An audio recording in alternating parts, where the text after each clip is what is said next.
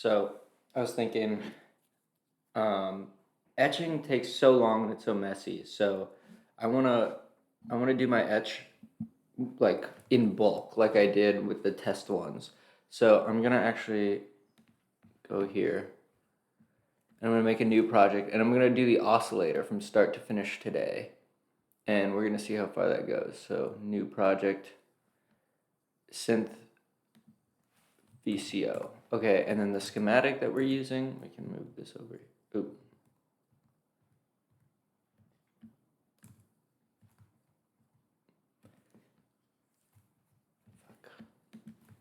Windows. Okay, is this. And so we're going to be doing this.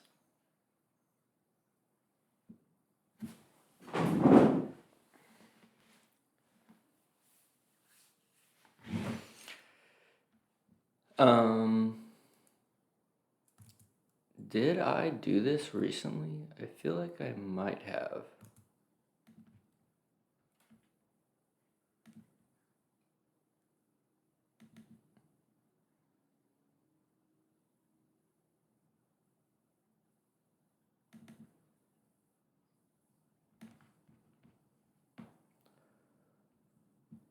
I think I was trying to make it.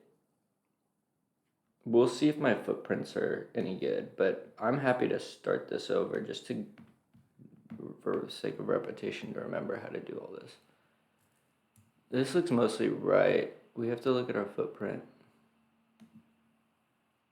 Dude, why does it open everything in the wrong window? The wrong display.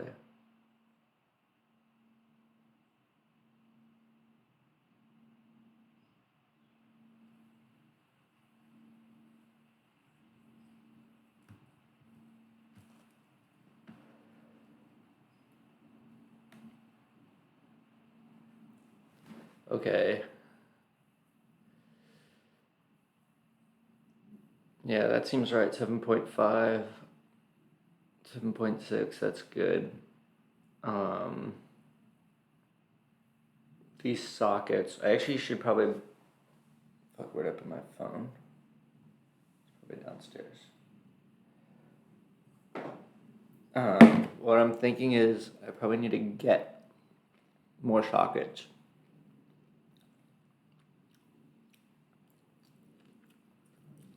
Okay. I hate that it doesn't show you the, there we go. Yeah, that's probably right. What is this? How did I even find this?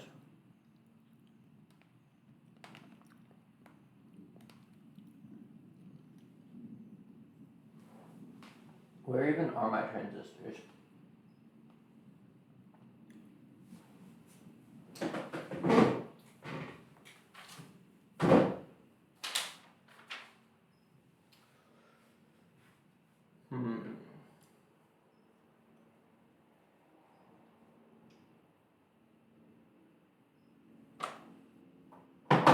I can go find the transistor kit later. But that looks looks a little close together.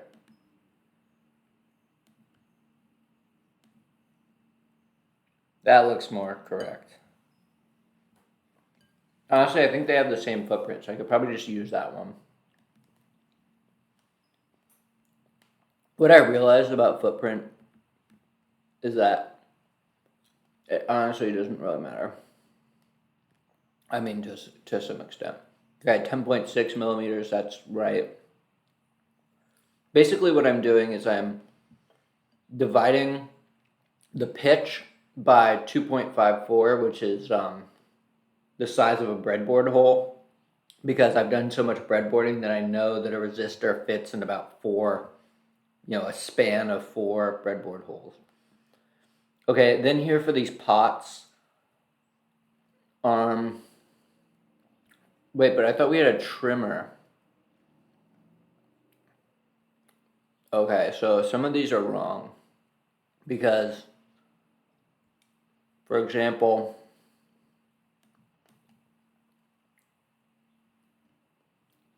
Um,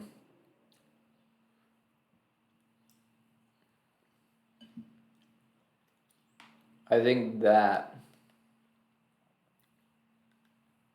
is a trimmer. I actually have the oscillator right here, so we can just look.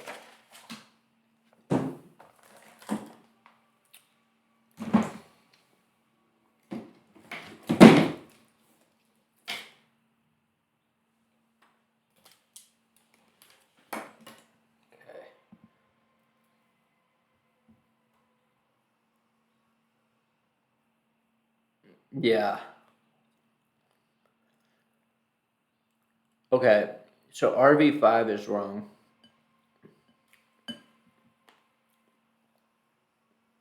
Okay, but I'm happy to do this from scratch. I think that would be useful. So let's do that. Close this. Close that. Okay.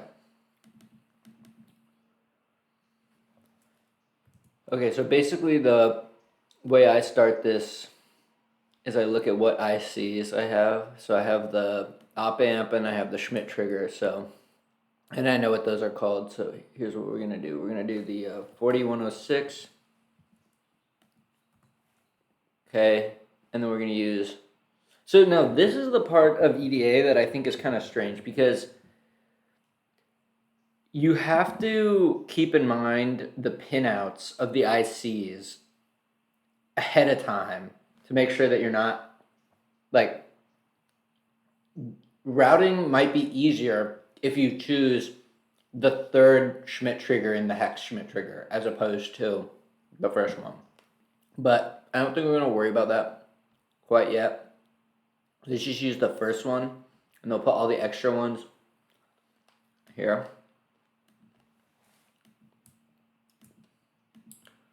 Okay, then our power. Then let's add the TL074. Oh, actually, hold on. Let's start over.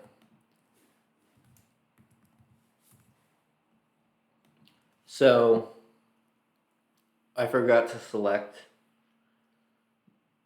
and this is the footprint we want. We want the dip 14 with a 7.62, and what that means is that the width of the IC is 3 long. It spans 3 holes, which is about. I'm pretty sure that's right. I think it's a little more, but whatever. Okay, let's do that again.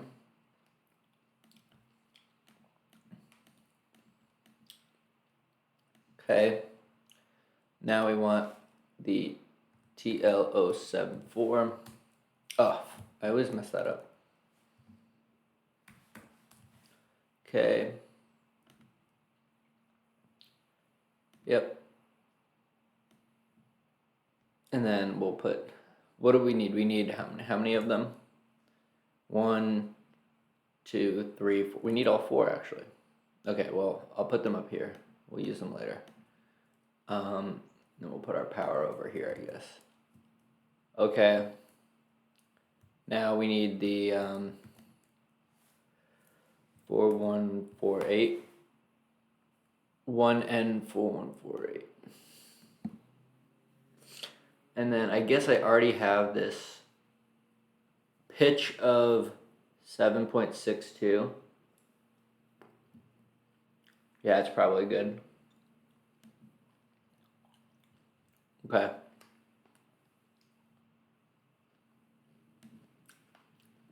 Let's get this guy. And then for capacitors, it's going to depend, right? Maybe we should get the transistors. I'm actually going to go try to find that kit. Transistor kit.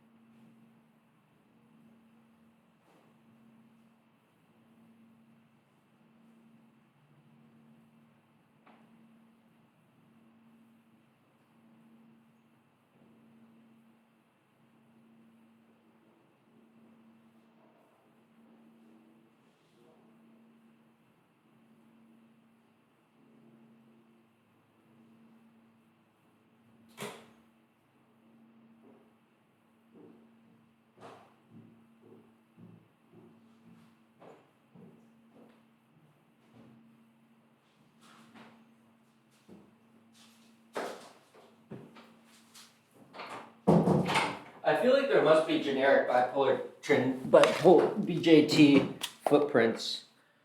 But maybe it just doesn't know that it's a BJT. So anyways, this is what one of them looks like. So whatever, let's add those and see where we get with that. BC548C. Now this is the one that had, like, what are these codes? Pitch 5.1. Is that the end-to-end pitch? Probably.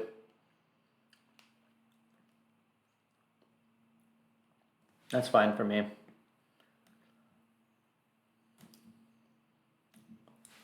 Okay, now we need the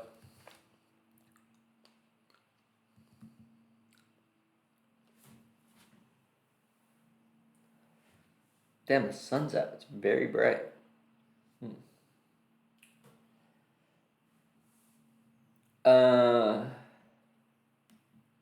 Right, this is too close together. I mean, that is what it is, but we don't want that.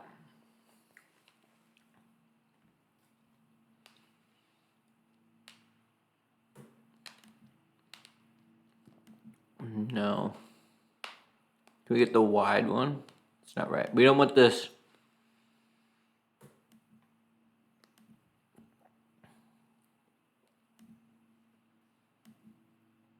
I mean, that would be fine. Inline. Oh, that's what we want. We want the wide inline.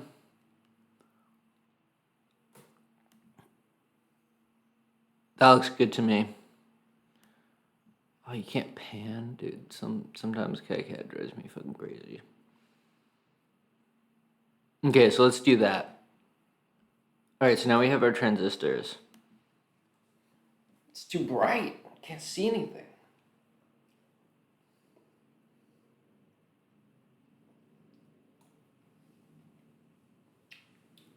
Okay.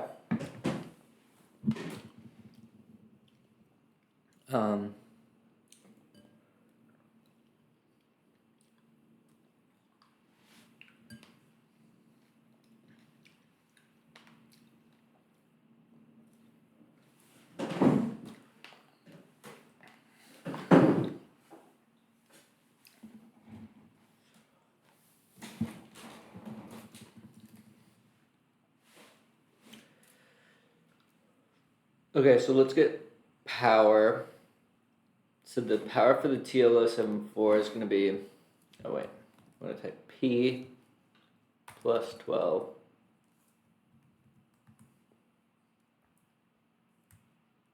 I hate that when you add a symbol, it doesn't let you, like, watch. If I, like, so I'm holding click and it doesn't snap to this. But then if I click it and then click M, then it'll snap to it. It's like so unergonomic.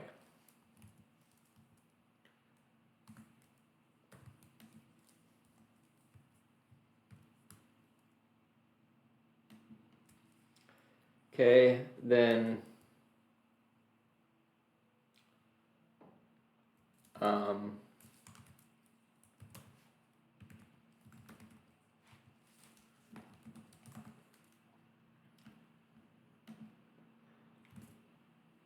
pin 7 is ground.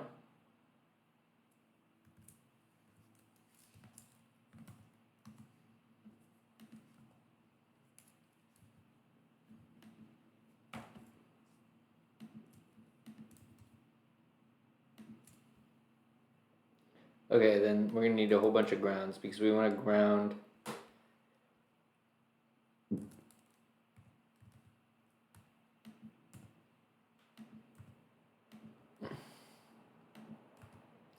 so that they don't draw any current. And then what was it called? A Q? I think it was a Q. But it doesn't snap, so it's really fucking annoying.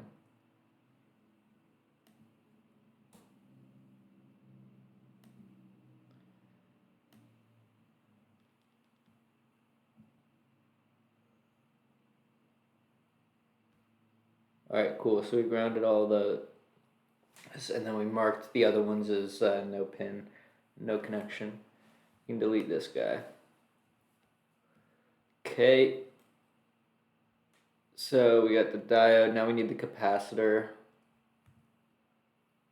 Oh, at C.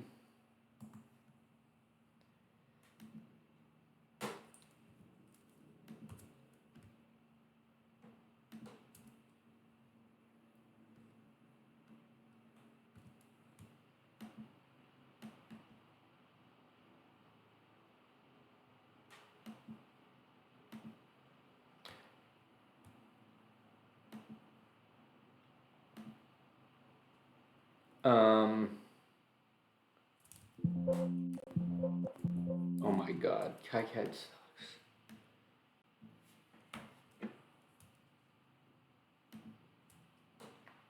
Okay, we need the, so most of this is just so manual, but whatever. Let's make sure we get this. Come on. Get caps lock on, bro. Okay, yeah, so let's get the 5, 4, 8 here. And then we need to ground this. And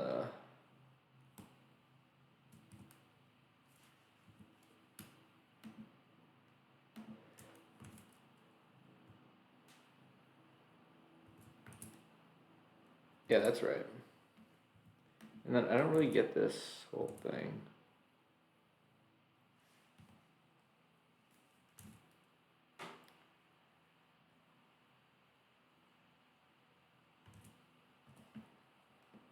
Okay, I think that that's right. So then,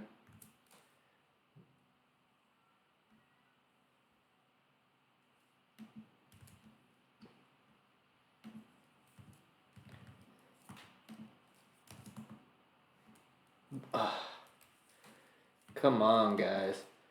We're trying to speed run here.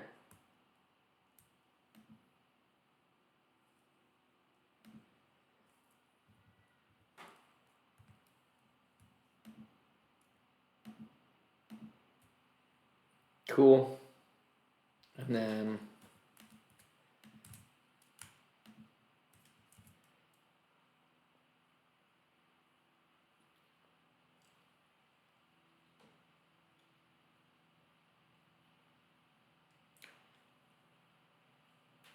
right, and then every CV and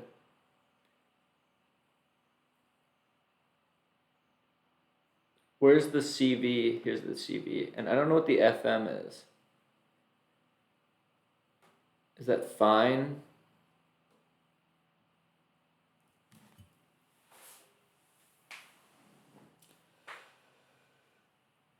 I think we could just ignore that.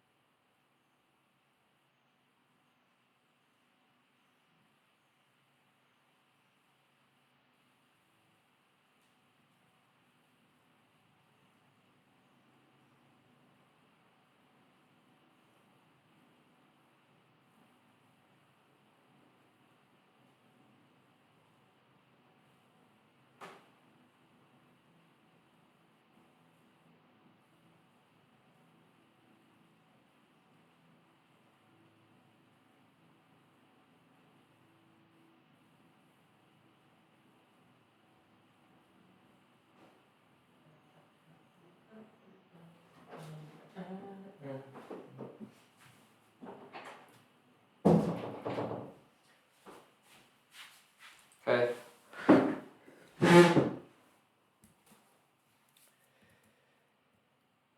All right, so let's just do this.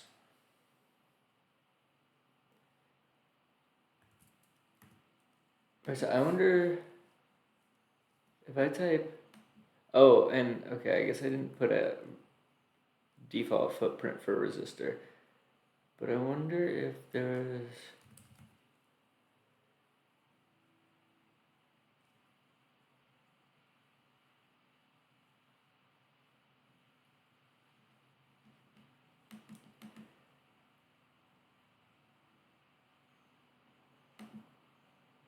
No. Hmm.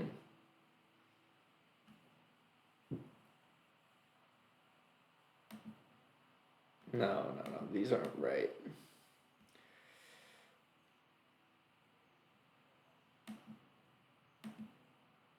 The horizontal? No, these trim pots stink, man. What about this one?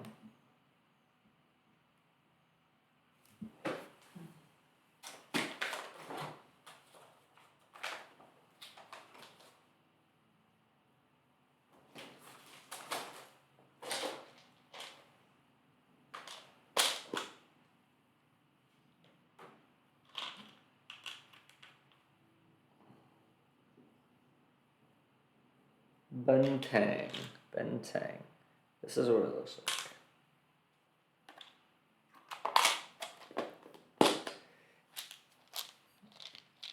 It's got a pitch of 2.54. Is there a P? Can we get a P?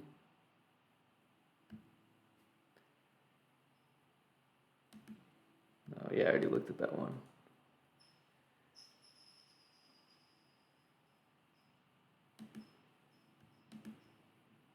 Come on, guys. What the fuck is that?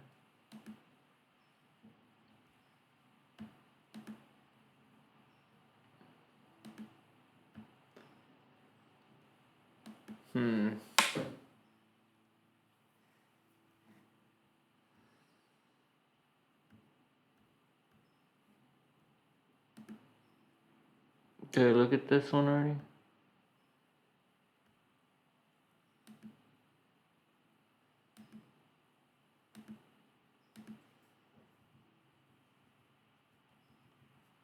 Oh, does that cycle through them? Okay.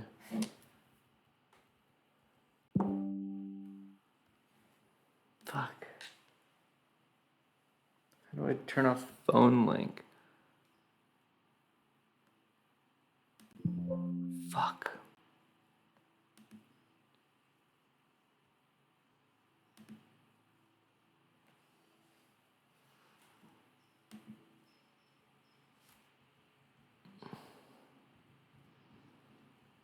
Oh, that one looks... Wait, hold on.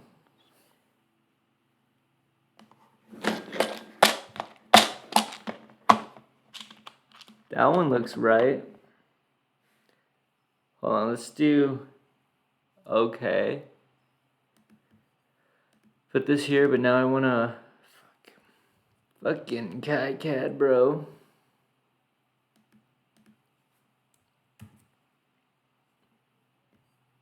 Fantastic.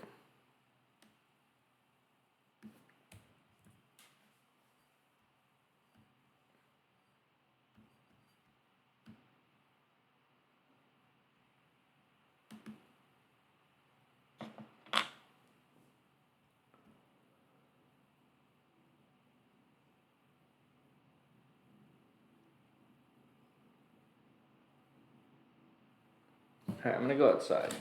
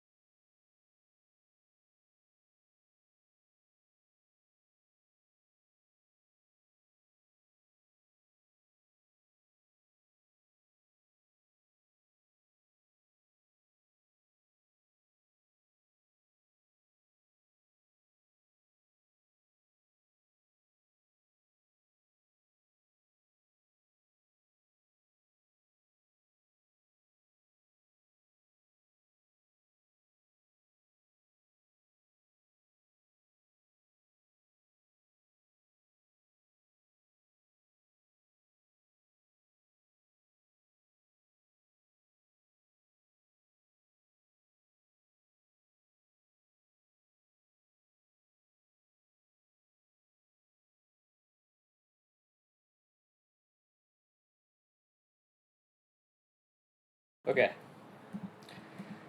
Alright, so back to it. Hmm.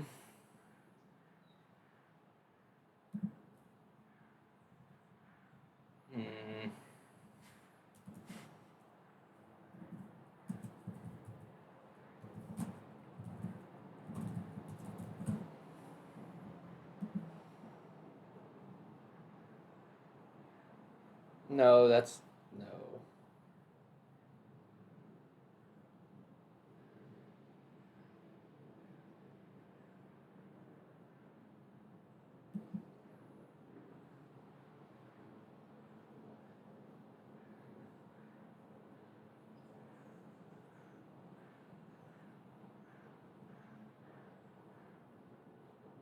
Well, let me go to the. How about this? Oh wait, that's okay. Yeah, so it just showed me. Did it show me all of them?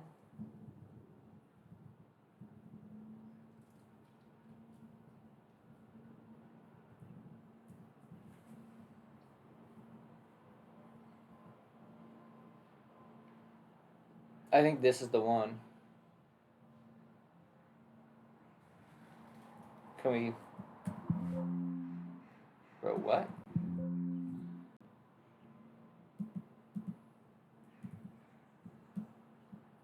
All right. I think it's a little thinner than that, but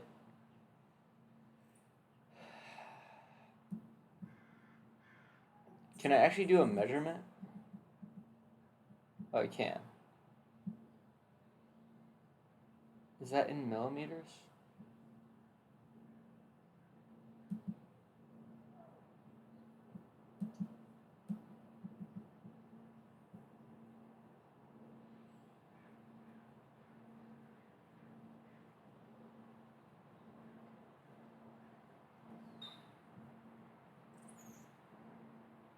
I think it should be 7.6 though. Let me get my calipers.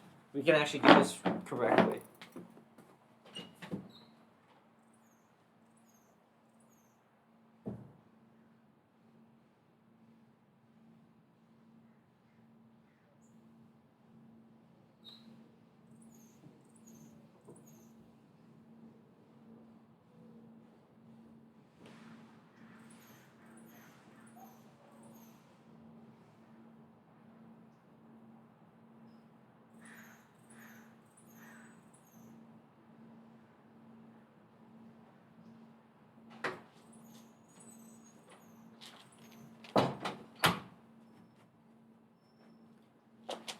Got the pots.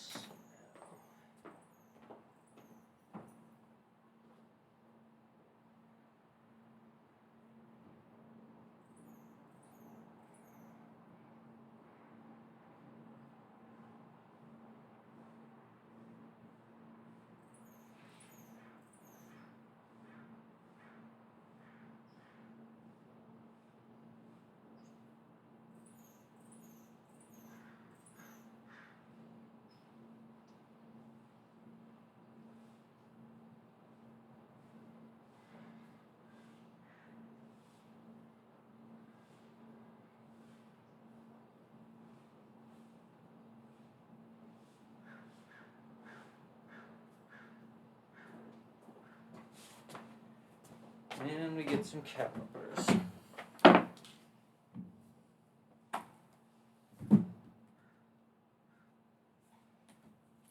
Okay. Now let's grab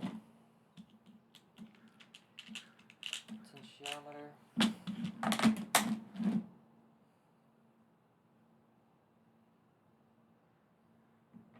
Well, let me Google it first. Bentang 3286.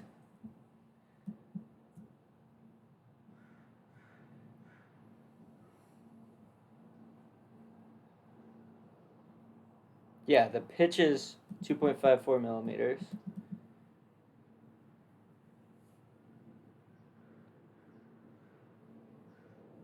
For.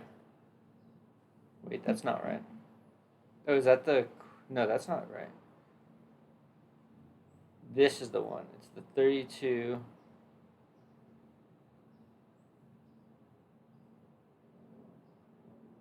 W.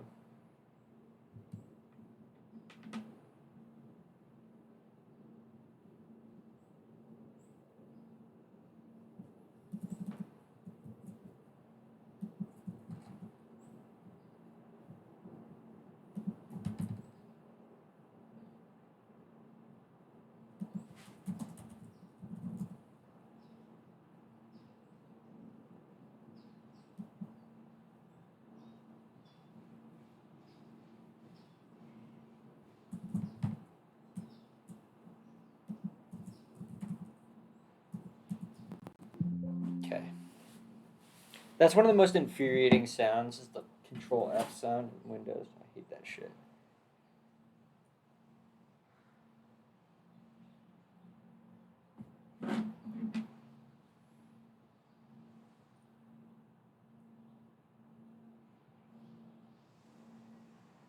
Wait, why did I close that?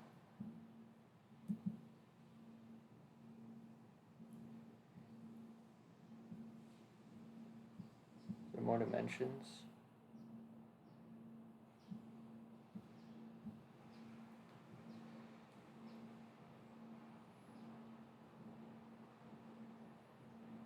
Okay, 9.5.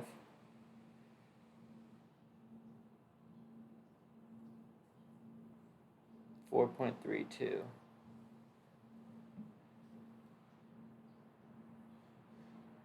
Oh, here's the common dimensions. Okay. So we want 9.53 is what they say.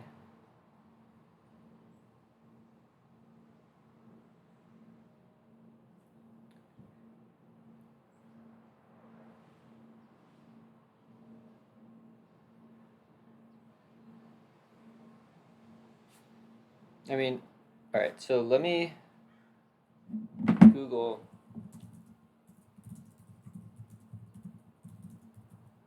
I've never done this before.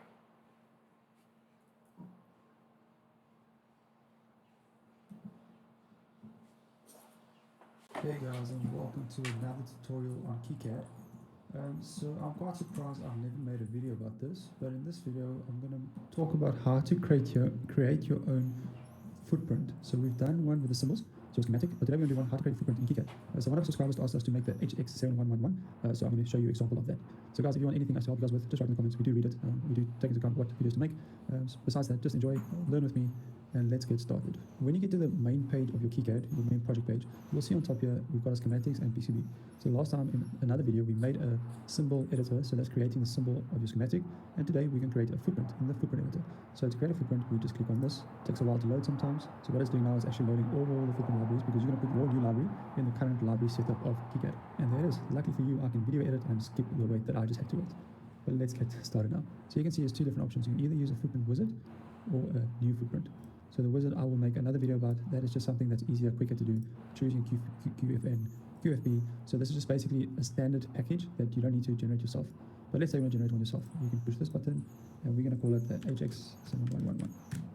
And now you can see it already had a reference and the name. So the HX711 is an IC, and all ICs normally in convention has U as a reference. So we can put that there. So U1, U2, U3. So here you can see the HX71 datasheet. So normally in a datasheet, you have to go at the bottom to get anything with PCB design. So you can see they are telling you how to lay out your PCB design on the reference board. There's the schematic, and then we can look if they've got a PCB layout or footprint for us. No, they don't. They've got a package. So the SOP16 package is kind of a generic package, so you will be able to use a wizard, but let's ignore that and do it ourselves. So what we do is, because it's a generic package, you can just Google for the footprint and you should get something. So when I Google it, I get something like this. So here you can see the footprint dimensions. So most data sheets will have something like this at the end of a data sheet. So now let's just double check if it logically makes sense. So 1.27 is the pitch between the pins, and 1.27 is the pitch between these pins. So that's good. I've got 0.76 times 1.1. Here we can see it's 0.48 max, that's fine. So it's a bit bigger, which is no problem at all. And our pin's actually 6 minus 3.9, that's 2.1 divided by 2. So you just take the max there, minus the inside, and that gives you that distance. So 6 minus 3.9, 2.1 divided by 2 is 1.05.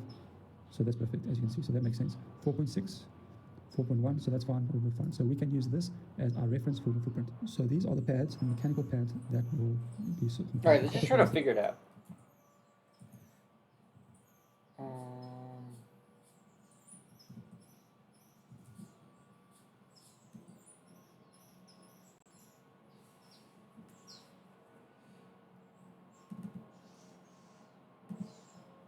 Okay, wait, hold on. Footprint type, through hole, but how do they call it?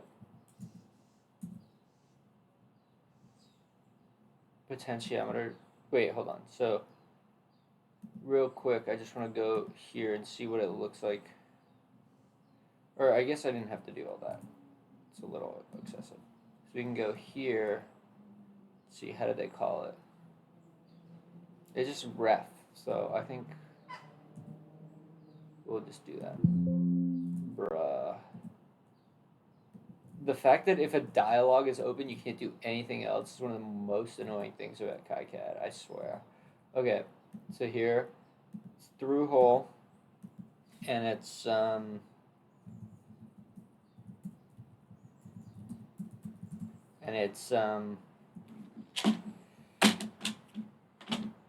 gonna just call it trim pot.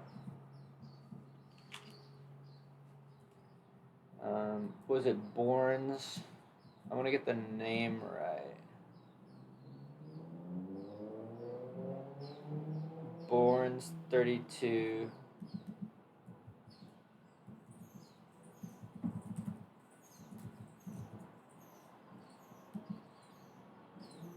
Okay. Okay, so now, what do? You just draw it?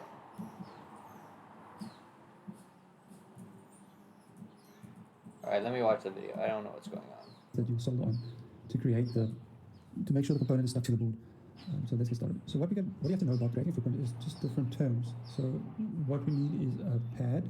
That's the copper weight we soldered on. So on the top right here, you'll see pad. So when I click there, you can actually see it's giving me a through-hole pad. But I want an SMD pad. So to do that, I'll double click on it and properties will open. Or I can highlight it like we know, push E, and it opens as well. So we don't want a through-hole, we want an SMD. And we want a We need to make sure we get it the order right. So the size of the rectangle as we. So which is pin 1 and oh, here we go. That's what we want. But oh wait, actually, does that orient us? So the little dots on this side. So that means that 1 is on the bottom if you're looking at it like this. Or is that from the bottom? If that's from the bottom, that's the other way. Shoot. Does it have the pin numbers here at all? Probably not.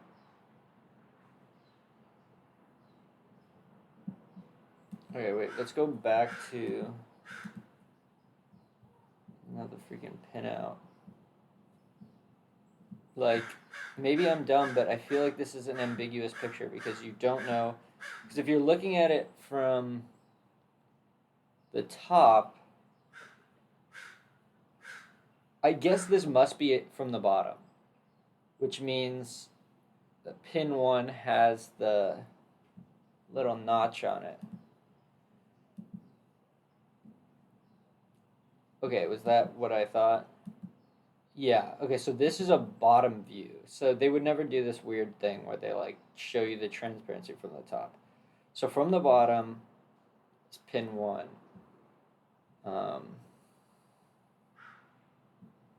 Okay, and then the distance from the edge to the... Okay, so... Wait, that notch doesn't exist. Oh, I guess it does exist. I didn't even notice that. So, what the hell is that? Reading these things is crazy, man.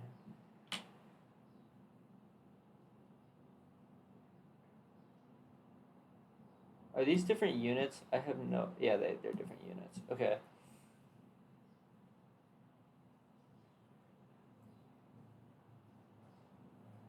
So now what we want to know is what is the distance from the edge to the first pin, I guess. This is the diameter. This is the pitch. This is the pitch. I don't know where this arrow is even pointing.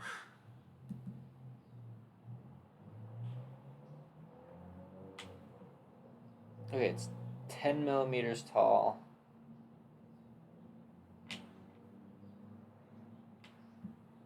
Bro, okay, let me.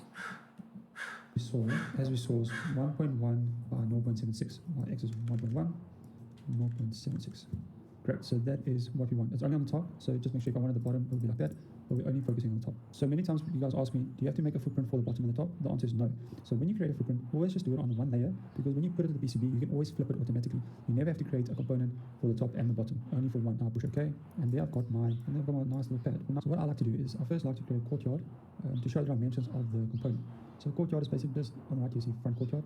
It's just when I place my component, then I know I should not place any other components close by. So I can just go courtyard. So this I'm going to do by looking at this, and I can see 6 by 9.9. So I'm going to just make a courtyard of those dimensions. E for properties. So I'll just make my starting point somewhere random. I'll make this, copy this, paste it, and I'll make it 9. And that is my courtyard. So just imagine this is rotated 90 degrees. So another important thing is pin 1. So this dot is also very important.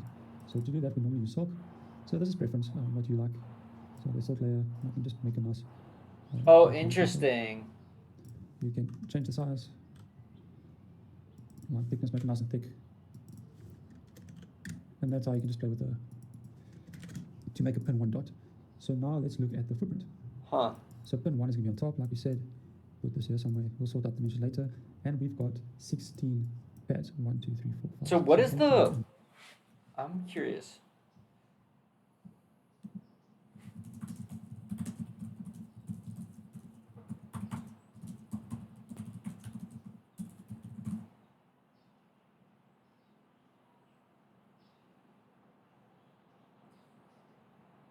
Virtual reality modeling language? I've never heard of that before.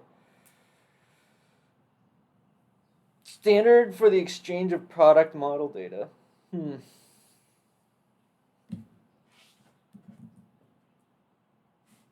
Okay, wait. So if we go to our PCB editor and we just import just for the fun of it, we should get some. And then we do Alt 3. I want to see the 3D model for this thing. Oh, here we go. 3D models. That's fucking sick.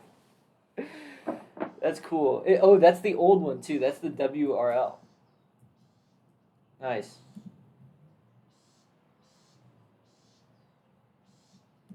I don't remember you, bro. Why don't I remember you? It's good to see you, dude. Shit, I don't remember you, bro. The unnamed account. Oh, I have a shirt on? I don't think so, bruh. I don't think so. Nah, it's kind of chilly out. It's December. Once the summer rolls around, you know things be different. Oh shit, what is this? This is 502. 502 is a 5K. Okay.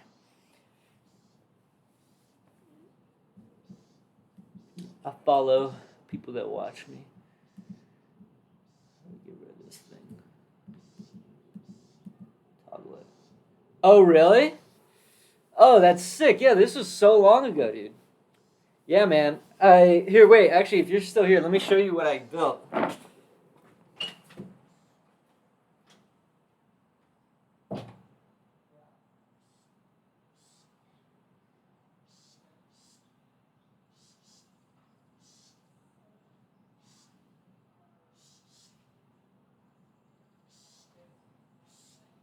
Yep. Okay, let me show you this, bro. So, I've definitely learned a lot. I started out with this. Hold on. Let me do some maneuvering. Man, that was so long ago. That was like months and months ago. Okay, so here's what I have. So, I have this. None of this is CAD'd out. So, I'm actually doing. Right now, I'm rebuilding this in CAD, in kicad. But this is a voltage controlled oscillator. And then this is a, you can't see it. Oops. And then this is a power supply. It does dual rails, plus and minus 12 volts, and it converts 15 volts AC or 12 volts AC to plus and minus 12 volts. So you got linear regulators on there and whatever. And then the box is obviously total garbage, horrible build quality, but for now it's good.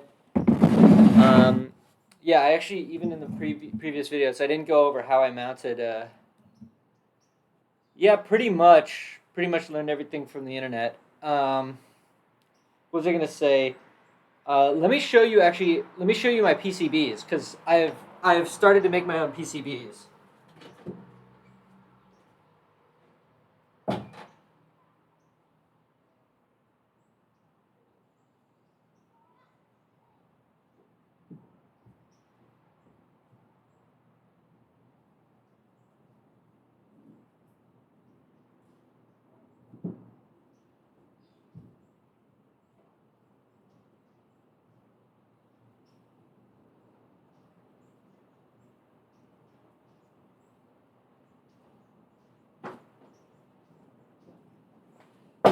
Okay. Thanks, dude. Okay, so let me switch to webcam so that you'll be able to see this better. I have a microscope, but I don't want to go get it. So I started out with using Sharpie. So you can take a copper clad board like this, like that.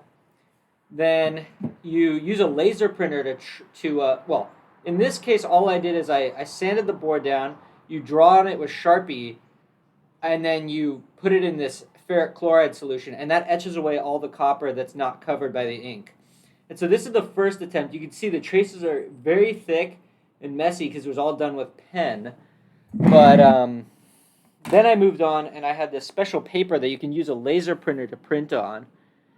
And then you get pretty nice traces. The problem is the trace thickness here is 1.2 millimeters, which is really thick.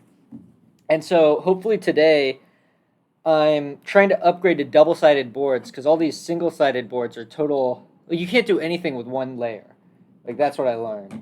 You really can't do much with one layer, especially if you're using like multiple ICs. Like you got to go under and through and all this crazy shit. Oh,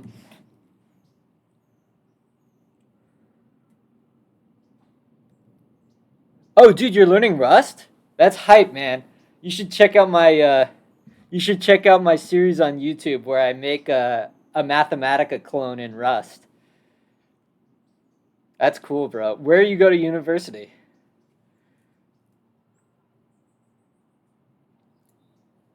Okay. I'll have to keep my eye on that, but I do want to make progress on this. So, I actually want to look at one of these WRL files. I want to see what the hell this is. How do I view that? Oh, here we go. Dip 3D shapes. Oh, and they have the step version, but do they have the WRL version? Which one did I? Dip for. Let's okay. So let's. Actually, I want to just. I just want to copy this. I want to go to here, here. No, what was it called? Dip 3D object. Is this a WRL? Wait, what happens if I try to just open up a 3D object? Oh, damn, print 3D. That's fucking sick. I didn't know. Damn, that's rad. I had no idea that Windows had this. I don't even think Mac OS has a 3D viewer. This is really cool. I had no idea Microsoft had this. Very cool. I want to look at it like, what is the text format of a 3D object? Estimated cost? Yo, why does it have a cost on it? This is really cool, man. You learn new things all the time.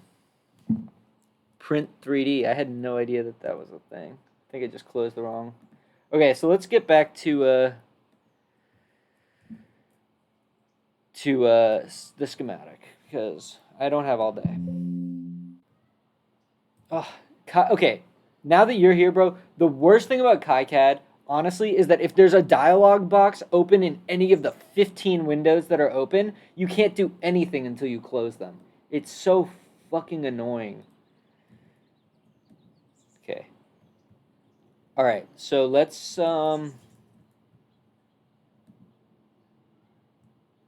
Okay, so what am I going to do about this trim pot footprint? I think I'm just going to use the built-in one. I don't really want to make a footprint. It just seems like so much goddamn work.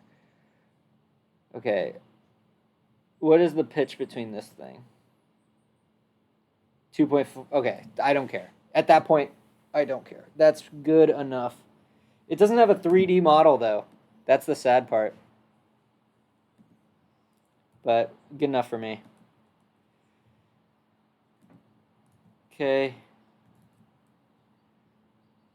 Oh, nice, dude. Must be nice. Free university. Where is our schematic? Okay, let me just well,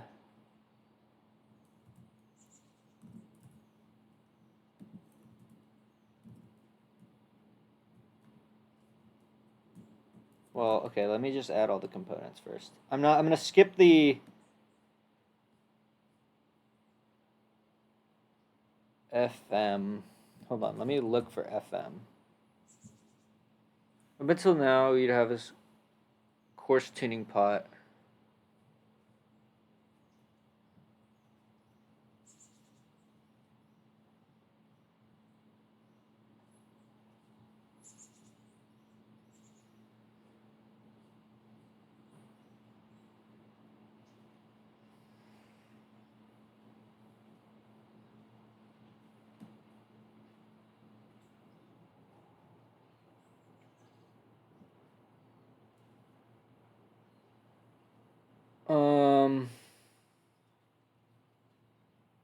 No, I don't want to overcomplicate this. I can always make something more complicated later. Oh yeah, wait. My Discord is linked. I think my Discord is linked because I don't remember exactly what it's called.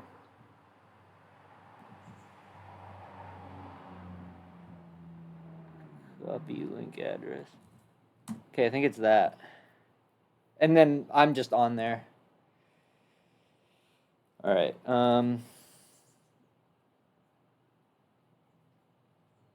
Okay, so we're gonna skip the frequency modulation. That's what I thought I was talking about, and I'm gonna skip the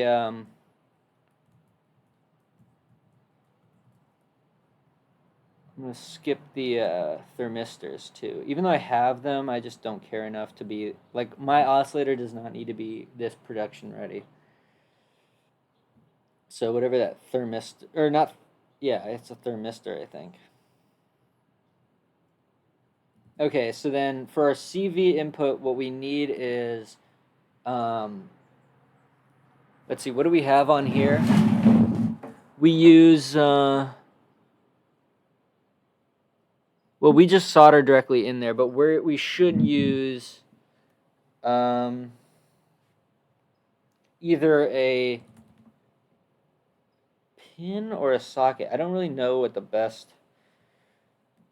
Let me think about it.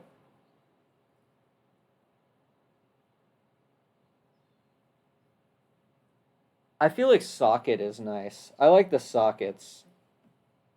Let me ask GPT and see. We can close this, the wrong one. Should I use pin or socket for my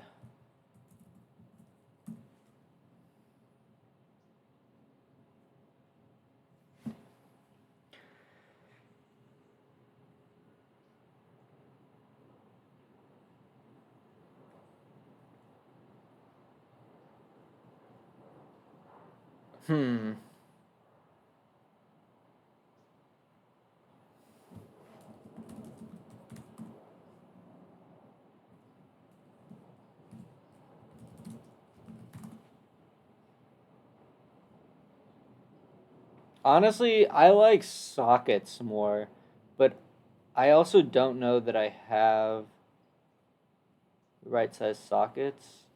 I think I'm going to go with sockets this time. So let's do this and then the default footprint. Bro, why isn't there a default footprint? Sometimes kicad bothers me. Okay, so we'll go assign that afterwards. Nice. Thanks, bro. I'll follow you back. All right, so let's go back to the schematic. Okay, so we need a can I want to move this to new desktop. So if I alt tab now, okay, cool. So then I do this. Okay, nice. So we can close this discard changes. So now we need this. And then what should our standard be? I guess the standard will be that the second pin of these CVs and outputs is ground. So we should do fuck, dude, honestly, kicad is sometimes really fucking annoying. Okay, so we got that. And then we do need these. So we're going to need... And then, since we plan to mount these on the front of the board... Wait, actually... No, we don't. No, we don't. Okay, so let me... In that case, let me look up...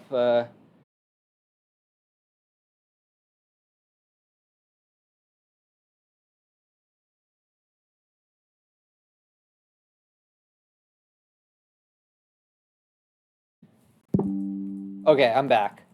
The reason I don't use Debian or Linux. Good question. I honestly prefer it. I honestly prefer Linux or even Mac OS because of the Unix stuff. But for all the hate that Windows gets, and Windows gets a lot of hate, it's not that bad. Like, I actually don't think it's that bad.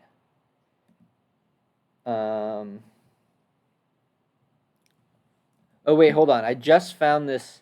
Where was that Reddit post?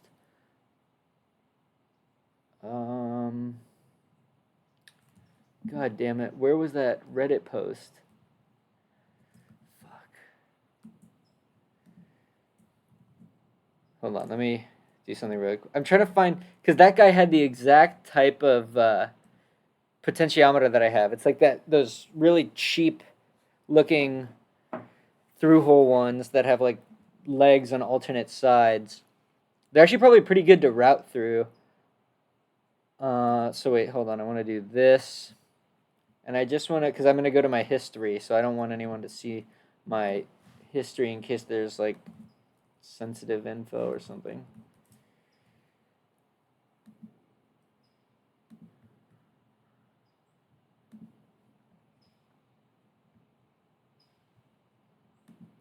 Nice. Okay, it's RM065.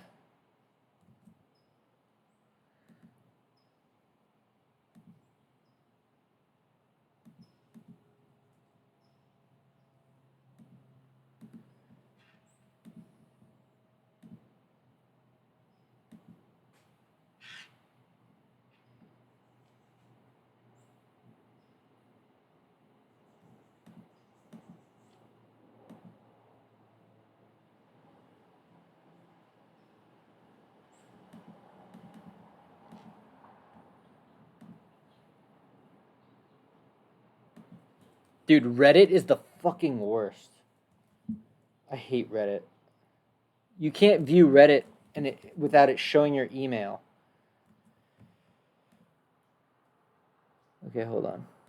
All products...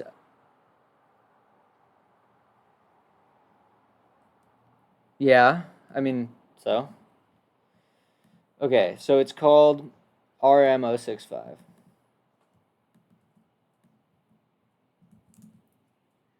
Okay, so now let's just do none. Let's add it, and then let's find it in here. Nice. Let's see, does it have the... Fuck you, bro. Sometimes this shit is just so stupid. Beautiful. Whatever, I trust him. I mean, that looks right.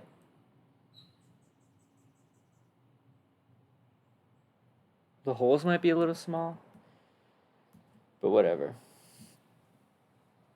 Okay, so fuck.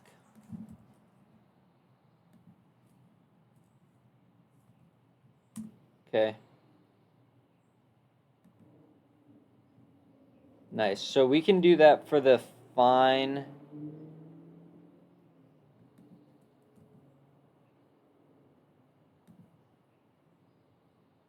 Oh shit.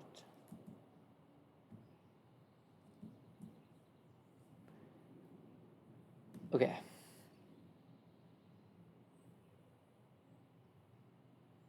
Did the fine need to be a trim pot? I don't think so. So then we just need another one of these. And then we need 1, 2, 3, 4. Wait. 1, 2, 3, 4, 5. We need 5 resistors. 2, 3, 4, 5. Okay. And where's our plus 12?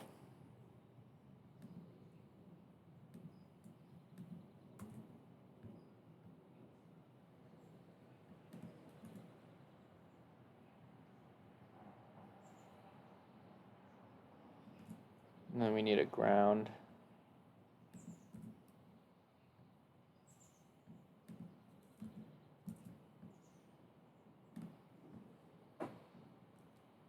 I use Debian because I don't make creative work or game. Yeah. I mean, I don't really game either.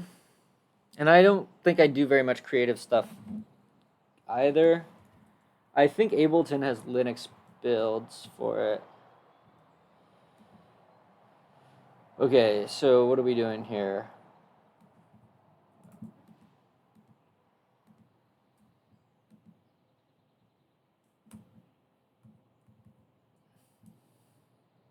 All right, so we have a resistor. Then we have the pot. And the other thing that there's so many weird idiosyncrasies about this program, but I'm going to stop griping. Okay, so this is the course, and then we have another resistor down here.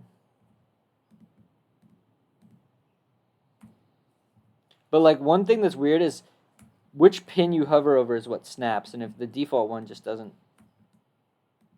whatever. Okay, then we have another resistor here. So like what I have to do is I have to hover over this one, then do M, and then snap to join works. Okay, so now we have this guy. Oh wait, okay, so I guess we want to do it like this.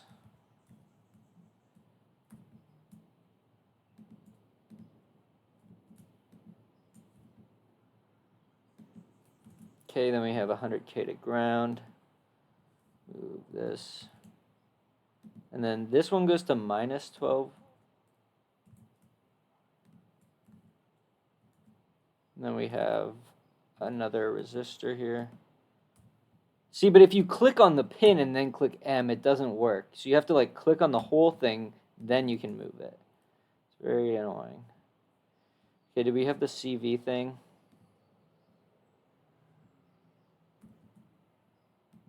Okay, then we just need ground. So pin 2 is going to be ground.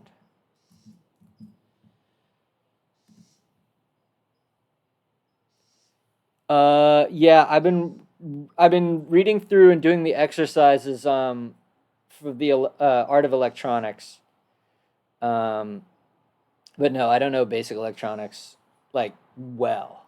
But yeah, I've been going through this book, The Art of Electronics, and so far I've done most of the foundations chapter, but well, I've done up to like diodes, and I sort of read the thing on impedance, but I haven't done all the exercises. But the point is, the problem is I just catted out this amplifier, this voltage controlled amplifier, and I have no idea how it actually works. So I was like, shit, like if I'm gonna make this, I should understand how it works. But I think there's like a fine line because like people will say you really need to understand the basics before you do anything. And I think the flaw with that is that it's boring. So like you need a good balance of like something that's fun that maybe you don't understand in its entirety, but it'll bring you joy to finish. And then also like as you go along that path, you'll like osmosis, you'll actually want to learn what is going on, because I didn't really care about how the amplifier worked, but now that I'm building it, I'm like, okay, I actually want to know what's going on. And I have a pretty good understanding of how this works, but I don't know how to implement my own Schmidt trigger. So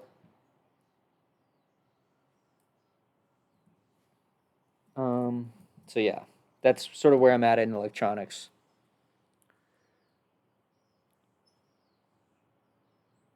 I know.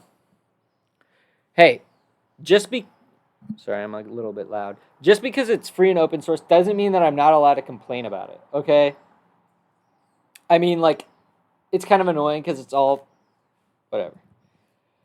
I'm just saying, like, the more deep into this I go, the higher the likelihood that I become a contributor to it is. But why kicad is on GitLab is some bullshit. Some fucking sweaty ass guy being like, we need to be on GitLab so that nobody will find out where we are. It's like, if you want contributors, go to GitHub.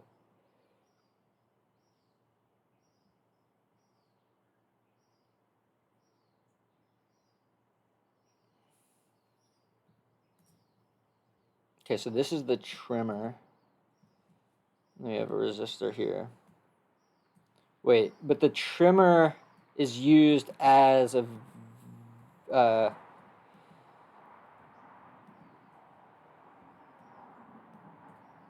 so then we could just put a Q there, and then we could put a okay. Then we can just wire this up. Okay, we're getting... Oh, wait, hold on. This is not a ground.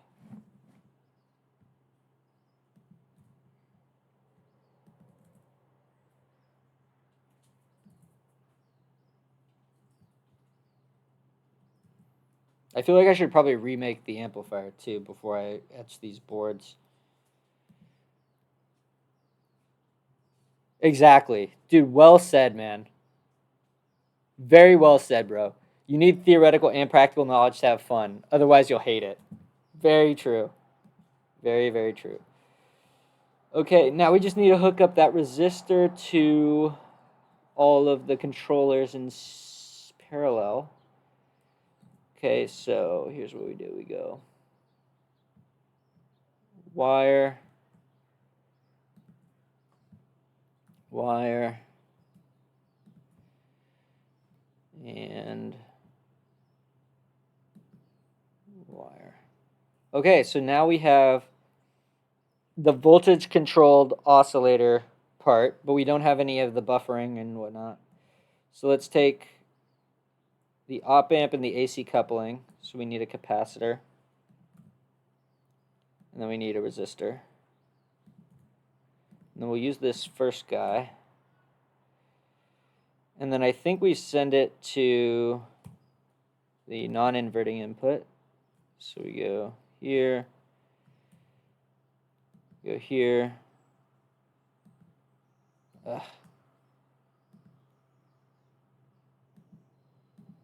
There. Then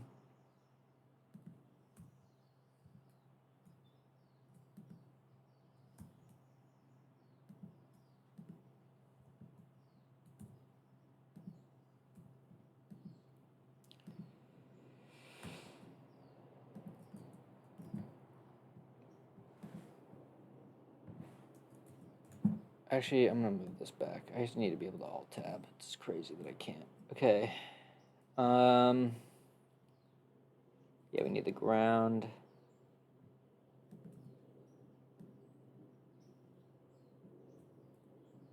And now, what happens after we buffer the output? We do some amplification, and then that's our saw wave.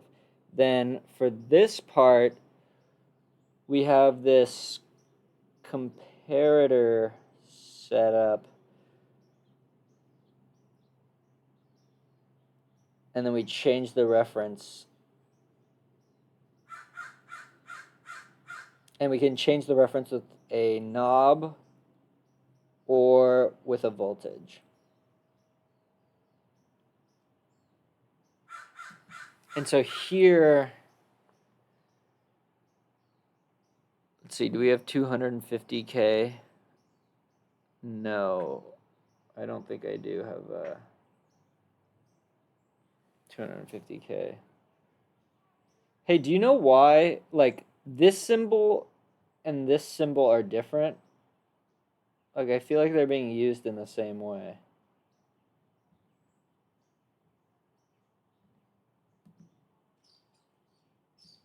Okay, whatever. I'm gonna finish this thing because I'm getting bored. Okay, so we have that. I say we. Oh yeah.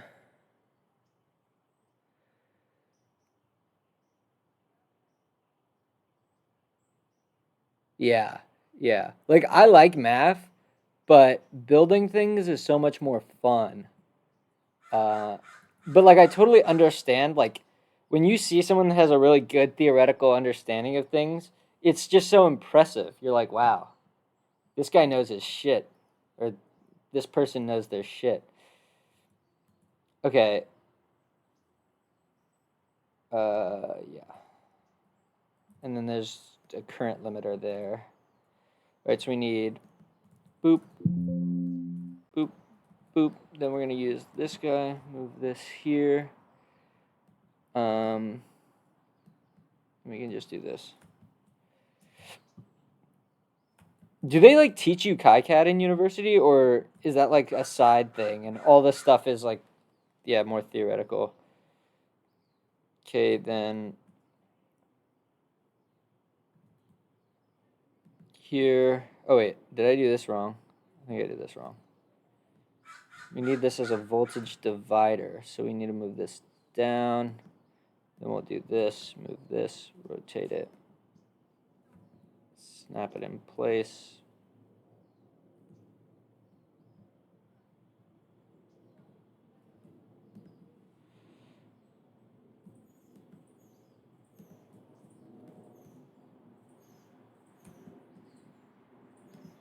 Okay, and then what we need here is another one of these connections sockets. Oh wait, no, I want to duplicate it. I want to rotate it around. Wait, no, I don't want to rotate it around. I want to flip it. Then I want to do this. And then I want to do this. Okay, cool. So that is the sawtooth part of it.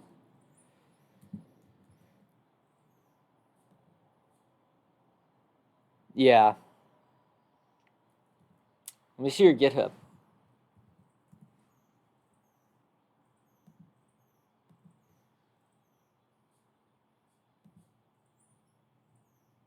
Oh, I already followed you. Spet PV.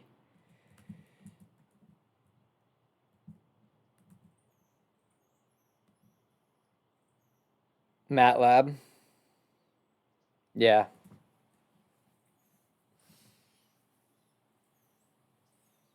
I mean, like, sometimes I like the theoretical stuff, but I know what you're talking about. I know what you're saying. Okay, so what is happening here? We have...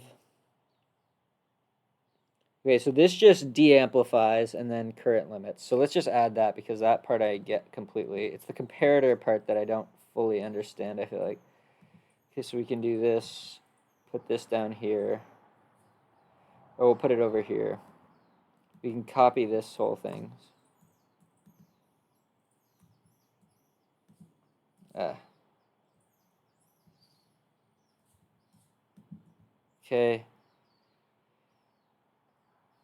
I don't have my notebook. I should get my notebook so I can write some of this down.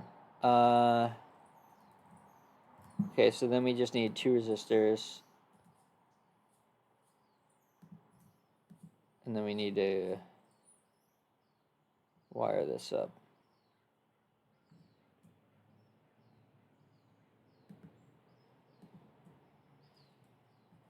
Okay, then and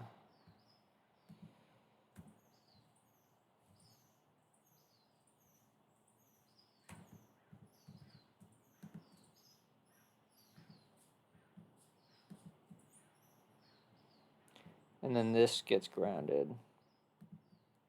And then here, this is the output of the last op amp. Oh wait, should I? Maybe I should do this.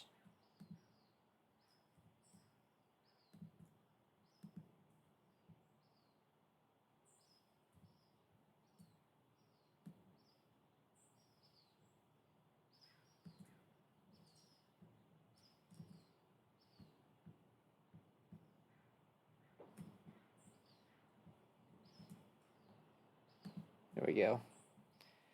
And then we actually need to, okay, wait, let's move this way down here. So we have some room to leave this wire.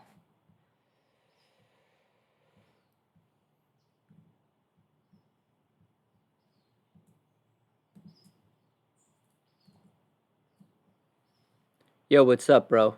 Scarlet REX. All my repos are private because I'm still learning. Bro, make them public. Come on. What are you talking about? I'm afraid to show them to people. We don't do that here. Okay,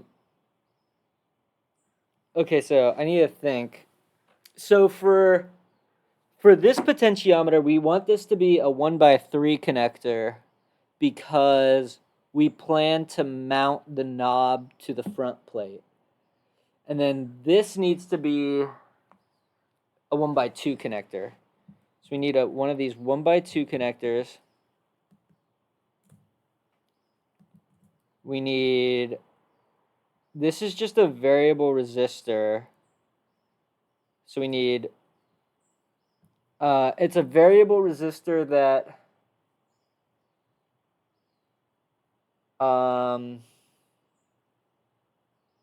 hold on, I bought a potentiometer kit. Let me go.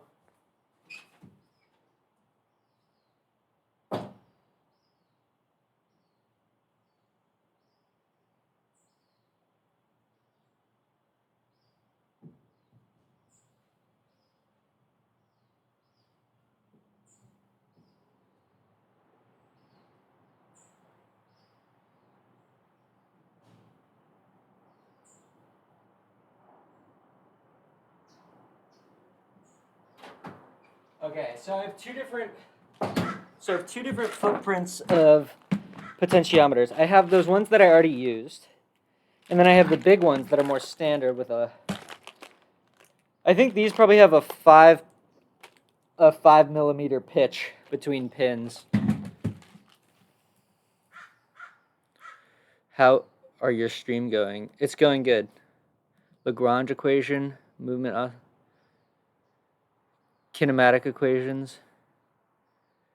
Nah, dude, it's related. I mean, like, I'm thinking about, like, what if you want to build, like, a robotic arm? Like, inverse kinematics, all that stuff is cool. But, like, it needs to be motivated with a cool project.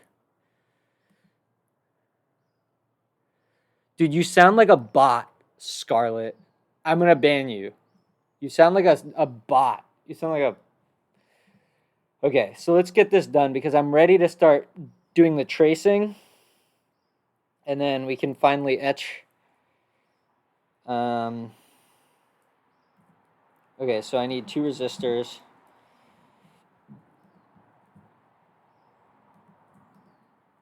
And then I want to rotate this around.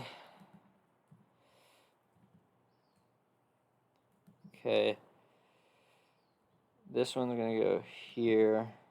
This one. Dude, kicad.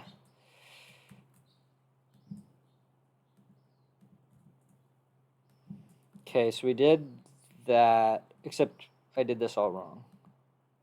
We need to take this, move it, because we need, and I have,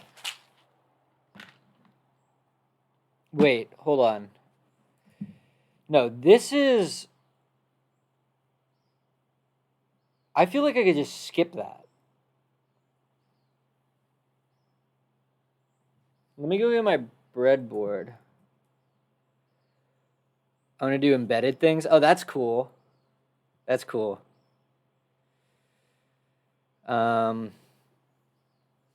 Yeah, dude, I want to get into embedded stuff too. You know what I really want to get into? I want to get into FPGAs, bro. I saw this guy. He did this Circuit Valley. Bro, this is the most insane project, dude. He builds this 4K camera with dude, because okay, so I'm trying to I have a webcam. Not I have like an overhead webcam that plugs into USB, but it's shit resolution and it focuses poorly. It doesn't have good zoom. But this thing and so my dad has some cameras that are pretty good, but they don't have clean HDMI out. But this is just like a super high quality, insanely compact 4K webcam. And it uses an and it's like he has 3-layer board. He has three boards, and they're all 6-layer. And it's like it's just 3 chips, and like it's just like such a sick design. Like I want to do that. Like I want to work up to that because this is an insane project.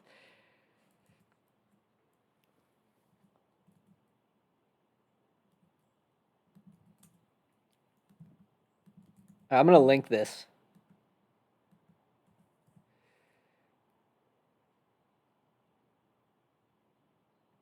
And I also want to build a reflow oven. Like I want to be able to do surface mount shit because I'm like through hole is cool, but some of those videos of people doing reflow where it just the solder just flows into place is so cool.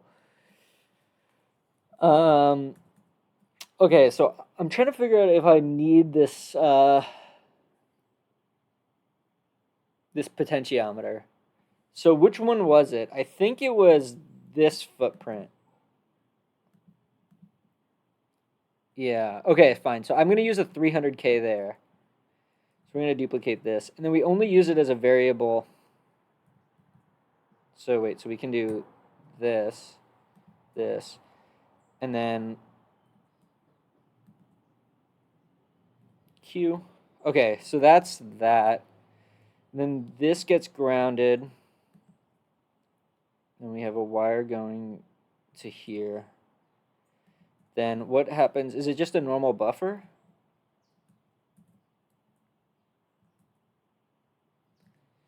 Let's see, is it a normal buffer? Oh no, it goes into the inverting input.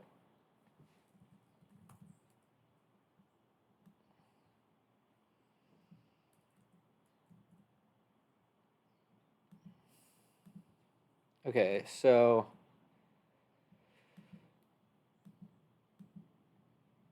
where am I? I'm here. So we can ignore this. I think we can ignore this divider.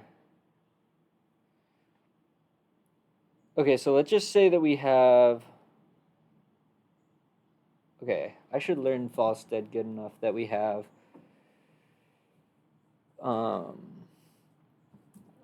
V, G, and then this, I think I can edit to be sliders. Voltage. Okay, let's make it minus 12 and 12. And then this goes into the hold on, why am I being such a dumbass? This goes into the inverting input, so wait, so we need an O. Oh, that's not right.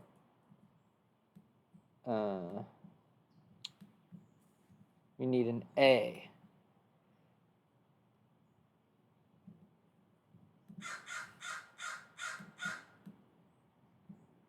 And then, so now we can change this. And then we have a sawtooth wave. So how do we get a sawtooth on here?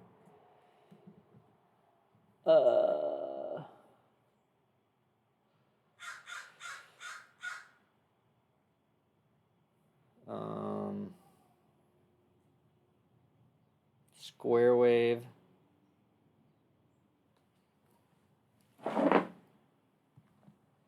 Clock, AC sweep, variable voltage. I feel like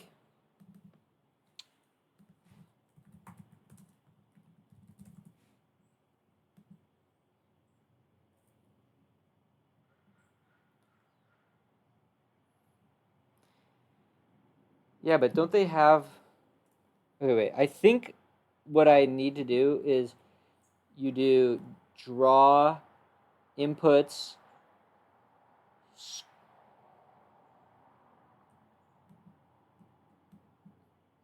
No, see, that's just DC, I think. That doesn't actually make a thing. But if I go to draw inputs and sources square wave, and then I think if you double click on this, you can actually change it to be sawtooth. Okay, so we can delete this. You can move this. I guess you can't rotate it.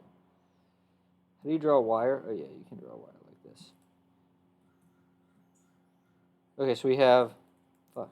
So we have a sawtooth going into the positive.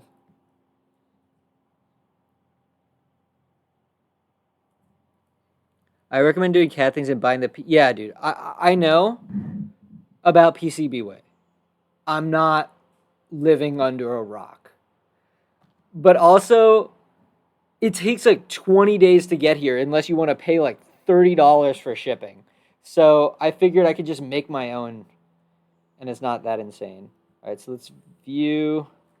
Hold on. Fuck. Draw outputs. L is for label. No.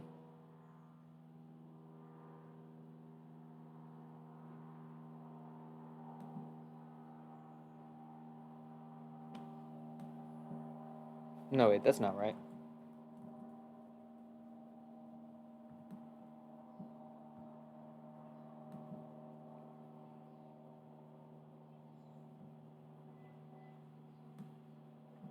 Okay, so now if I change the amount of voltage here, we change.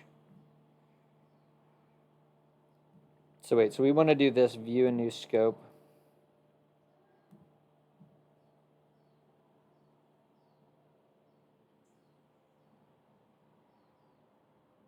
So we can move this up and we can drag this around. And then we want to also view this in new scope. So we have this sawtooth.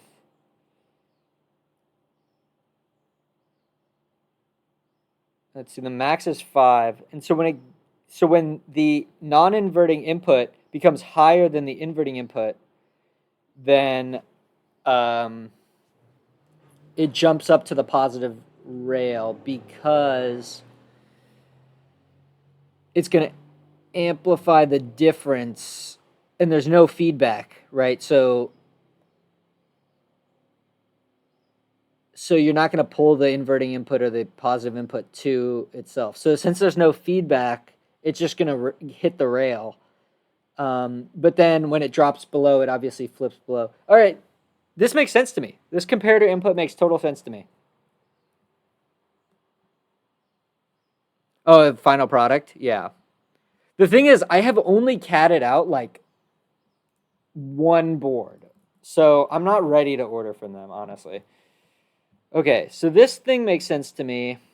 We have this, and then we want, do we even need a PWM knob? It's kind of cool to have, because then you can just like play around with it. So in that case, what we're going to do is we're going to add 1x03 socket. Then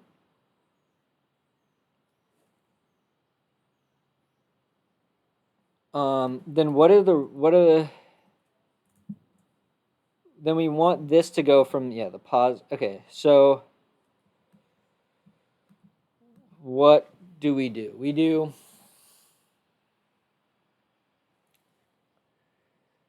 okay, I'm going to say we're going to, shit. Because I want design consistency. So first, let's move this here. I guess I can move it to there. Because that goes, yeah, right there. So either I could so for all of my inputs and outputs, currently I ground pin 2. But my power supply, going from top to bottom, goes ground plus 12 volts minus 12 volts. So I don't want to like...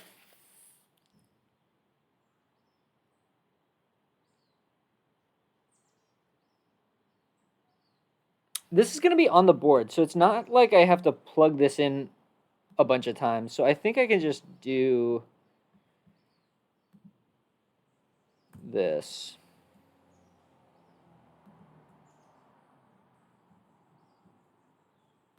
That's not right. This.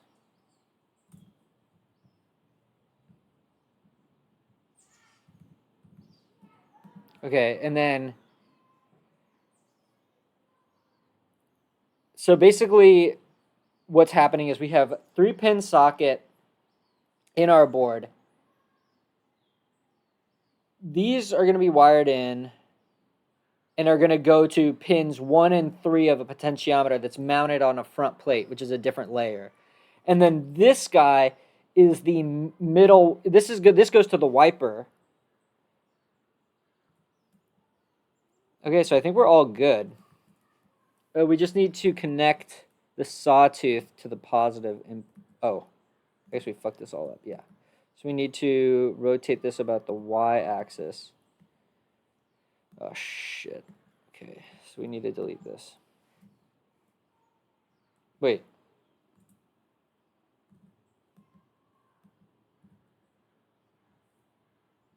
Oh, that was weird.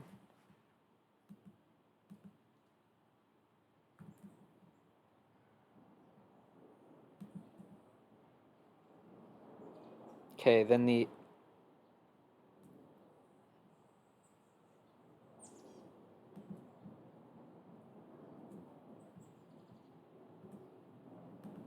All right, I think that's the entire circuit. We have all the... now we need to do values and footprints. What is the circuit I'm working on? Did I learn all the kicad basics? Sort of. Do I have any good materials to learn Rust? No.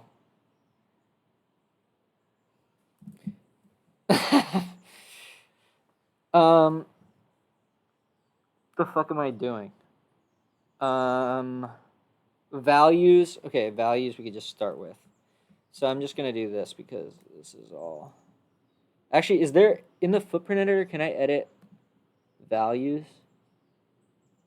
Great. Is there a value editor?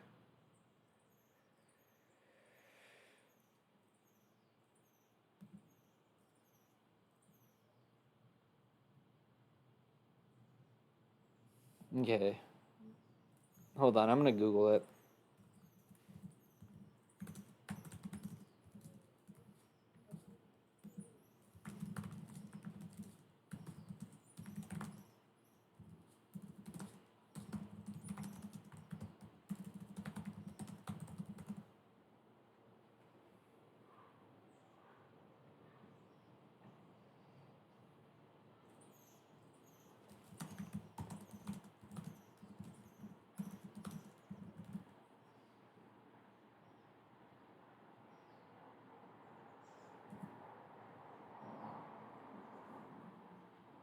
Like, I want the equivalent of the footprint editor. Global label replacement. All right, whatever. I'm just going to do it. So we're going to go here like this, like this, like this. And we're just going to start filling them in.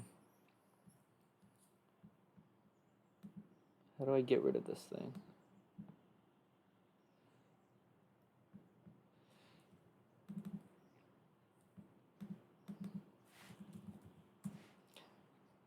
We're going to do footprints afterward.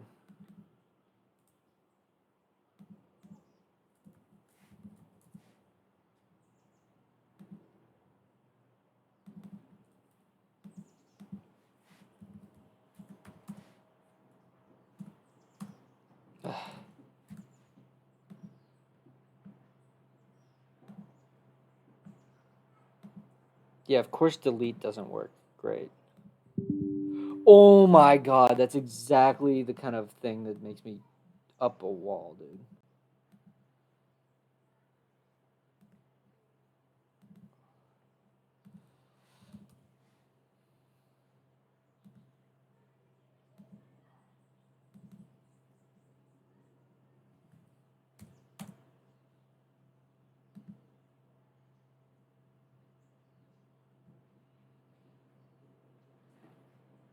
Okay, this goes to ground.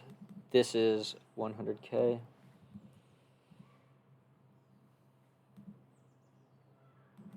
This is a 1M.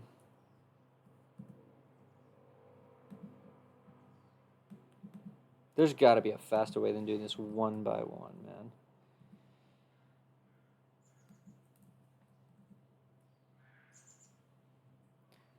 ChatGPT, dude, Google kind of stinks, IMO.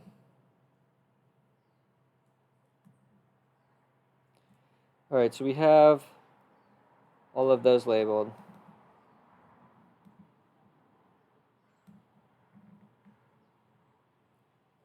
Oh. I don't know what I did. Oh, control enter. Nice. Okay, cool. Control enter will help me a lot. So this is 1.5K. This is a 1K.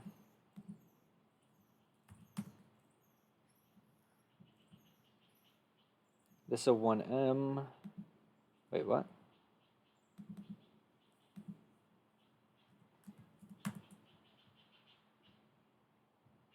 .2N.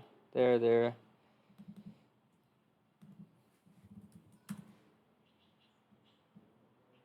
And then here, 100K.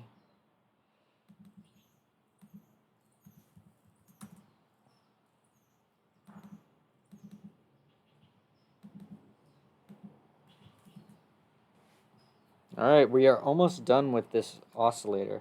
Oh yeah, I forgot to say, why don't you take a screenshot of the schematic and then copy the values?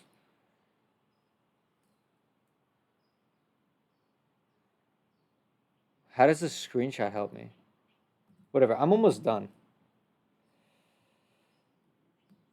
This potentiometer is a 250K, which I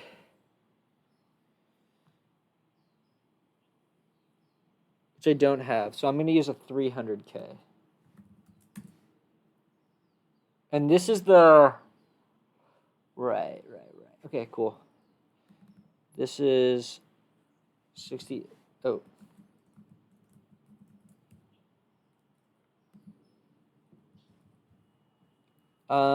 I have 68Ks. I don't know if I have 14Ks. I'll leave it as 14K, but I think I only have 15Ks.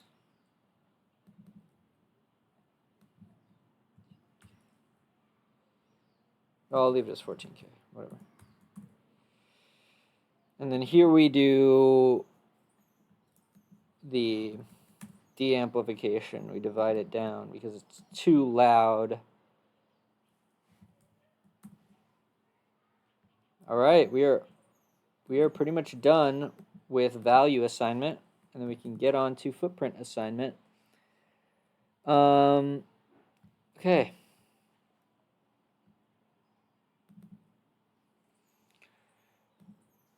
All right, let's see. So here, wait, hold on.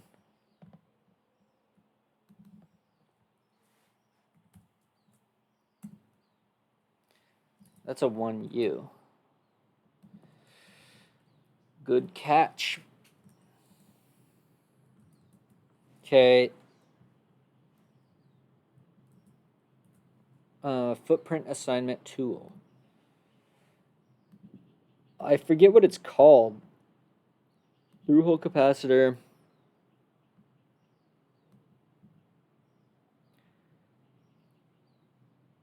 Wait, here's what I'm going to do.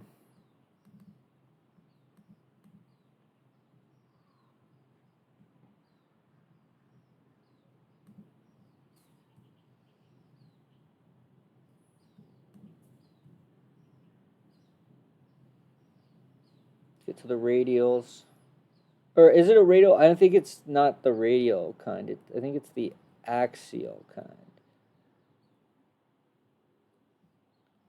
Pretty sure it's axial. Can we open up the... Bro, why does it do this?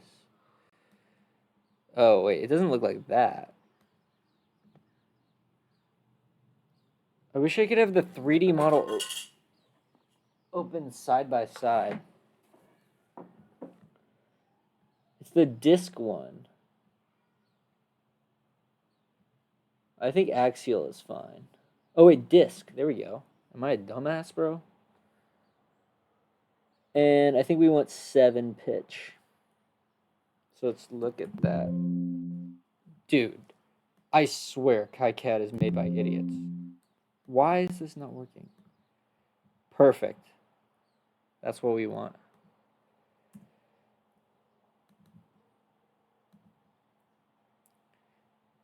It just doesn't have enough developers, man.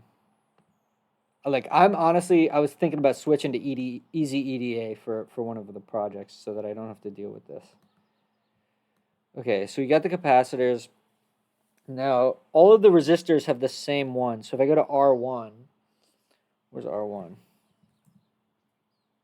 Where is it?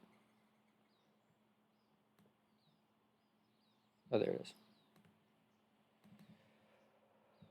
Okay, so what we want is resistor through hole axial, and then we want a 7 pitch, or do we want a 10 pitch? I think we want 10 pitch. So if I click on this Alt 3, that looks pretty good to me. Okay, so now if we go to the footprint assignment tool, oh yeah, this is fine. Connector, is it that, or do I want something? Oh yeah, I want this. Pin socket 2.54. I don't know why the defaults aren't lined up with this. I think it's kind of silly. Do we want horizontal or vertical? I always forget. Okay, so let me go to, there's J1.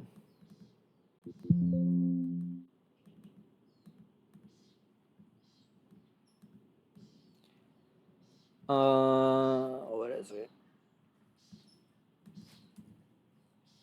Connector, pin socket 2.54. We want vertical. I don't know why I had so much trouble figuring that shit out. So that's what we want.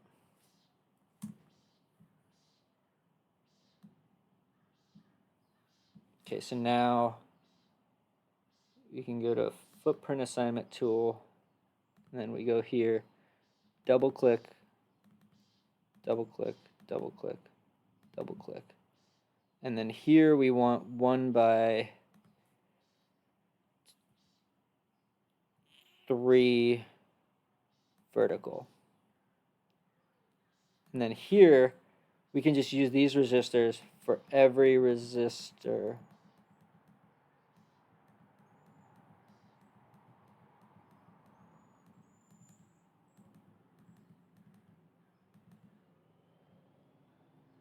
And then all the potentiometers are using, except for,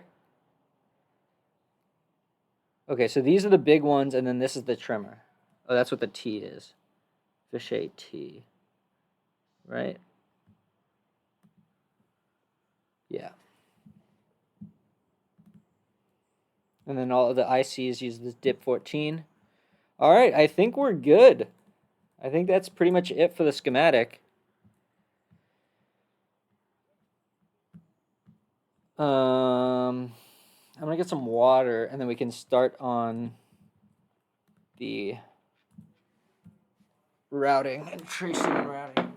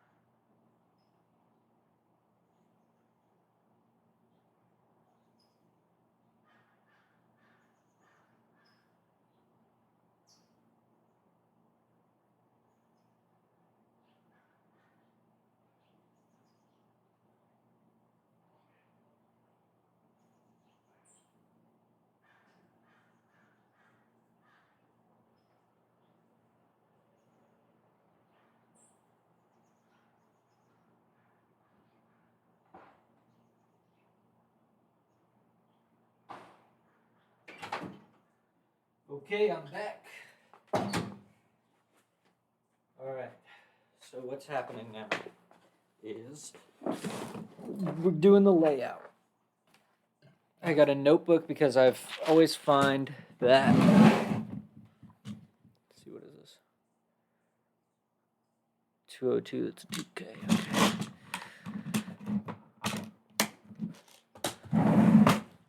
Okay. I always find that I need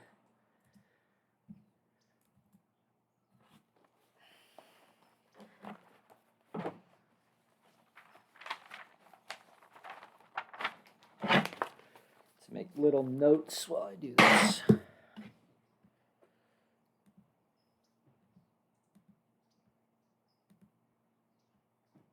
Nice. Then we want to make a edge cut, draw a rectangle here. And we want it to be 70 by 100.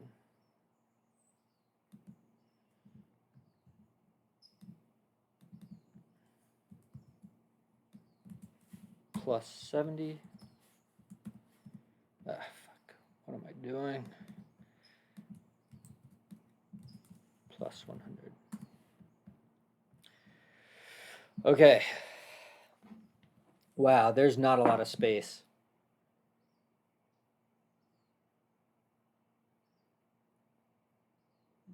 That's concerning.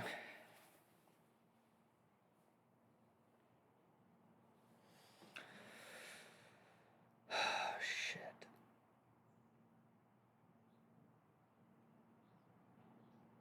Okay, well, let me start with, I honestly don't know if this is going to route well. I mean, there's so many components. Okay, so let's find all the J's. J1 is CV. I'm going to make a little note. J1 CV, pitch CV. J2 is saw out. J3 is pulse out. And J4 is the PWM. And then J5, and so these are all 1 by 2. Then J5 is the only potentiometer that we're mounting on here. And J5 is 1 by 3, and it's the PWM knob. So that's good. Oh wait, we're forgetting something very important. We need another one of these.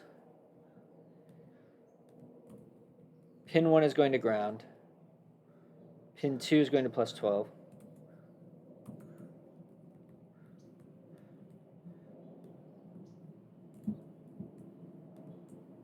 Okay, now we're done. And so that's J6 power. And that's 1 by 3.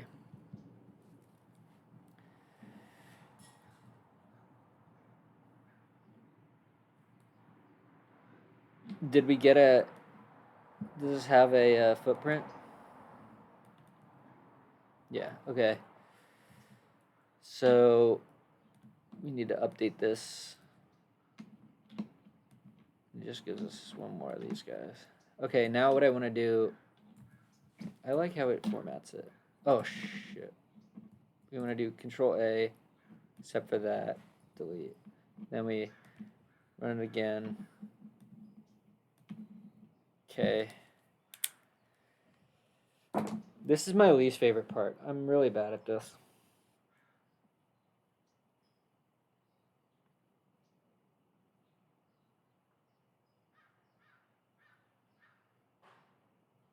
All right, so first I just love to see this. So we got the 2 transistors. We got our inputs and outputs. Got all the resistors. And this is one of the reasons why I would love SMD.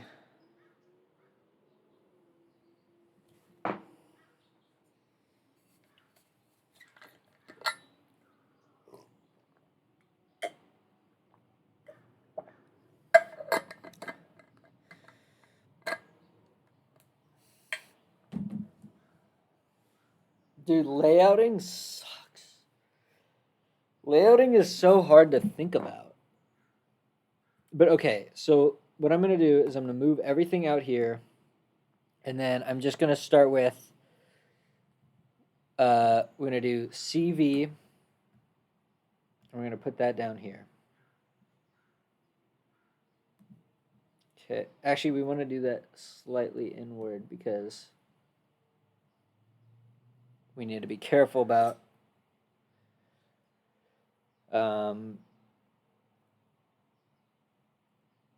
well, maybe not, but I'm worried about the iron part and how we're going to iron it on. Okay, the saw out we can put, that's J2. So we can move this, and I think we could put this here. And I wish that, like, Microsoft Word has had an amazing grid for a long time. And I just want to say, make the distance between here and here the same.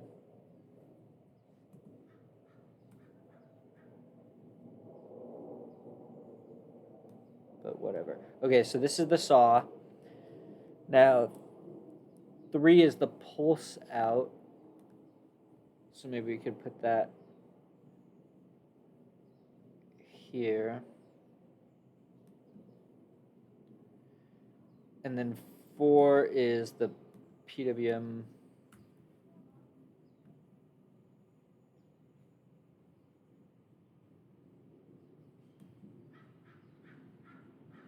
And then J5 is the knob. We'll put the J5 here. And then we'll put power at the top. It's J6.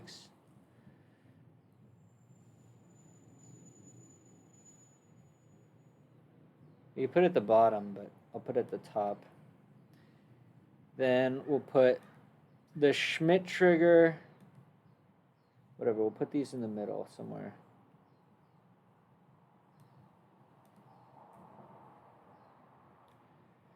Then deciding where all the resistors go is one of the worst parts. The resistor, I hate the resistors. It's like, give me a break.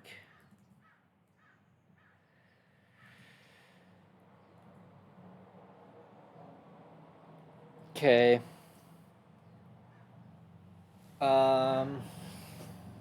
Wait, this is the 4106?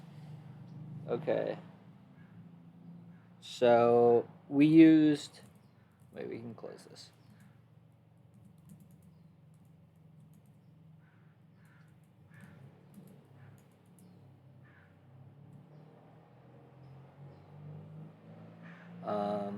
We used the first input, which is this one, 1 and 2. So what do we have? We have a capacitor, which is C1. I'm going to move both of these guys.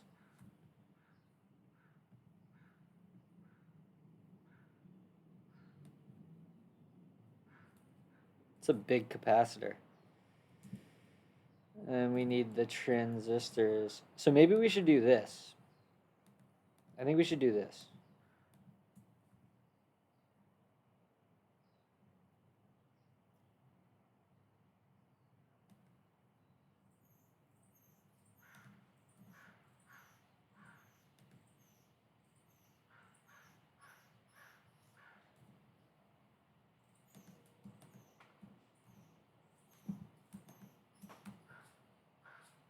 To get these out of the way.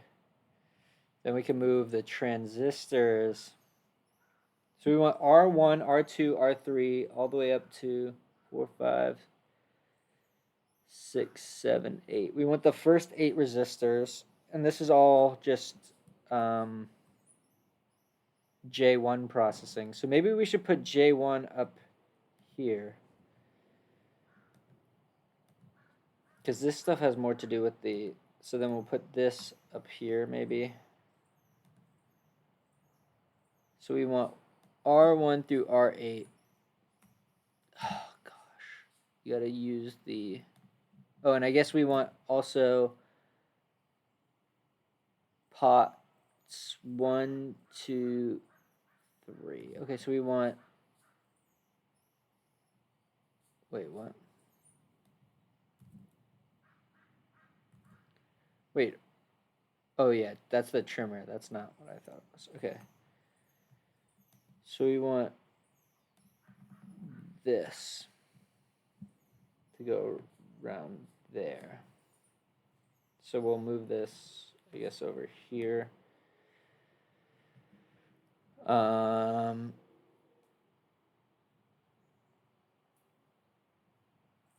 Probably want to move this down a little bit. So that maybe we could snake around there.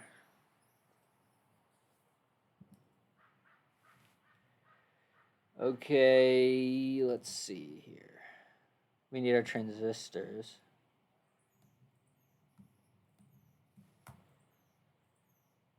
Okay, so we need to figure this out. So the transistor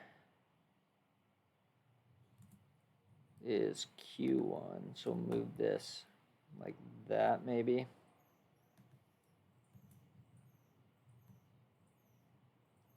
And then Q2, I guess we'll put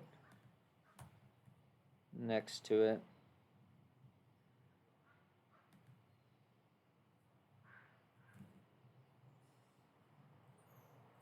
Then we want, oh wait, we need R1, which goes to plus 12. So maybe we'll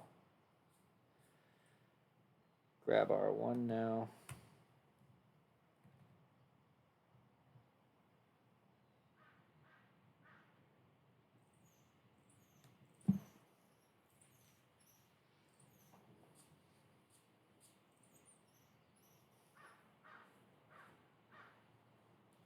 The resistors are too big.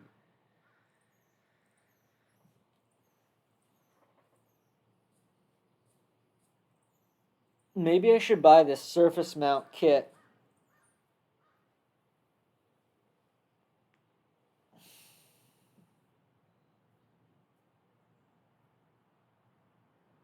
I don't know. I think we're gonna want to move this slightly lower so that we have some room.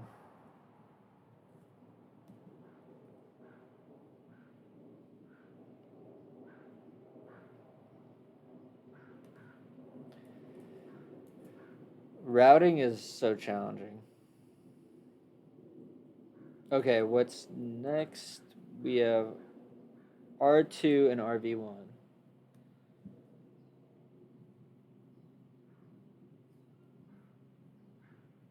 RV1, R2.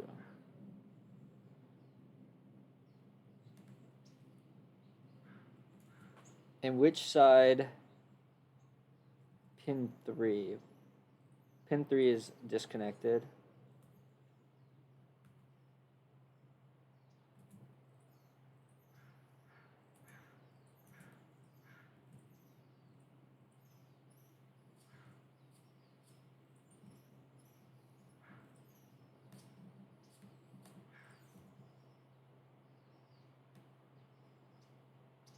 Maybe that'd be good.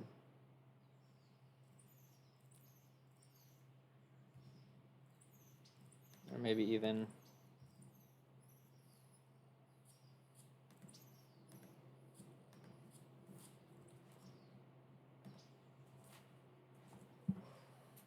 So then...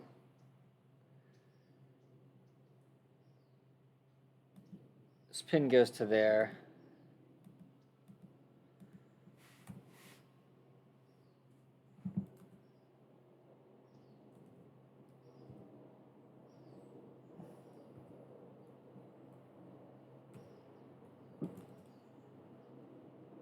That shows the whole net.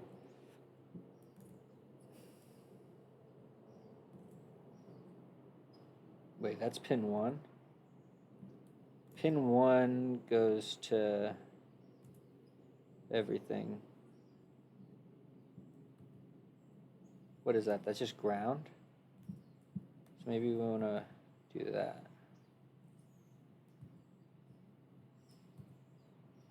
Yeah, because we can get ground from anywhere.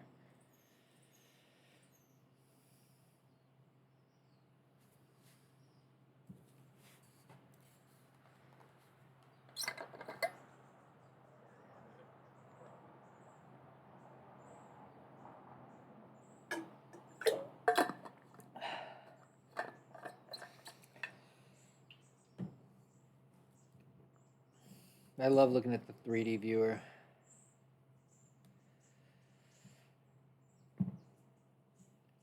Is that diode going the right way? Let's see. Yeah, it's going the right way.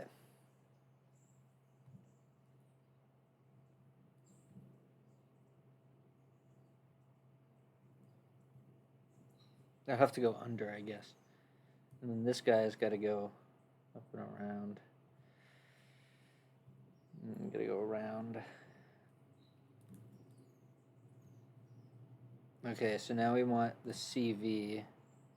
And I think we want to put all of this. So all those are tuning. So RV, okay, so these guys are going to have to go in here somewhere.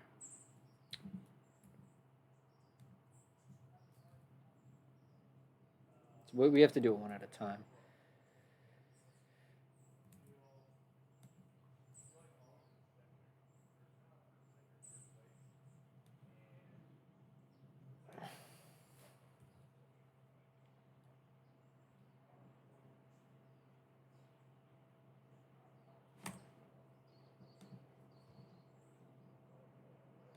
Gosh, these footprints are fat.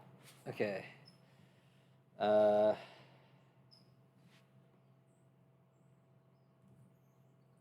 So, what is it? Pin 1 goes to plus, 2 goes to minus. So this goes to, that's pin 3. Okay.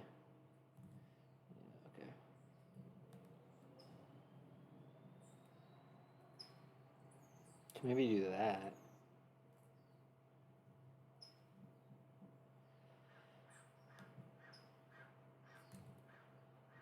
Pin 1 has R8. The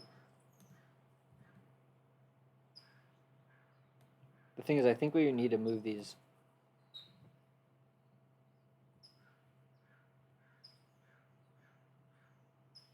Maybe we can move this down a little bit.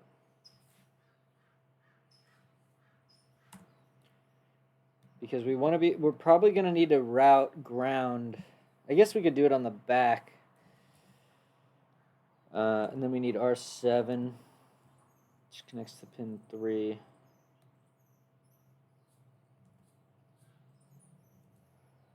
And then we need R6 to go right here.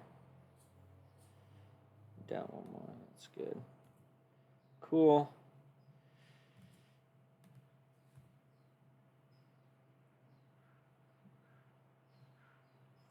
I think we have space, man. I think we might be able to do this. But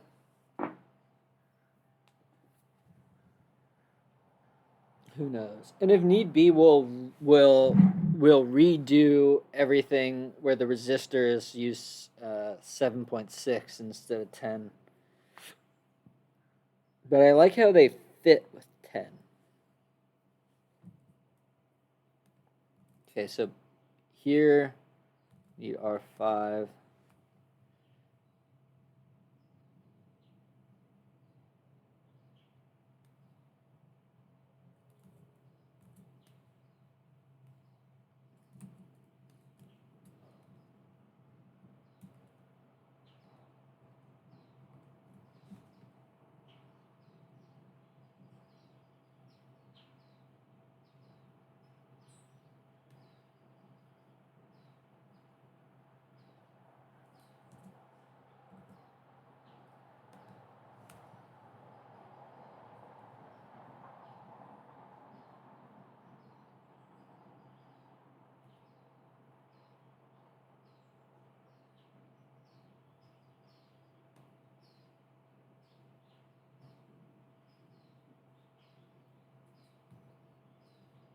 What is R3? Oh, R3 is, okay.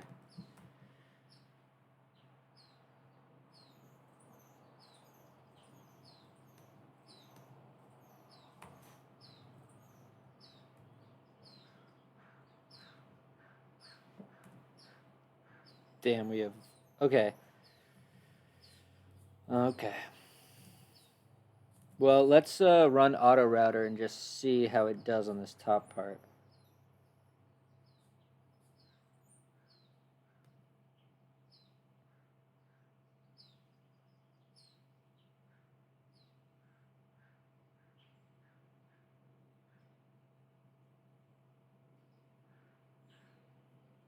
I don't see any blue lines. How did we get ground? Okay, so that means that we can get ground around here. And then we go on the front, so we have a little via. I really hate how auto router does this. It adds too many segments. Like this one, I wonder if, let's see.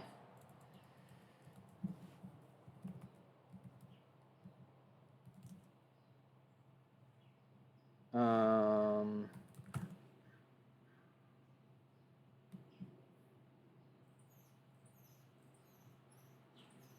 I bet they're like looking for maintainers. Yeah.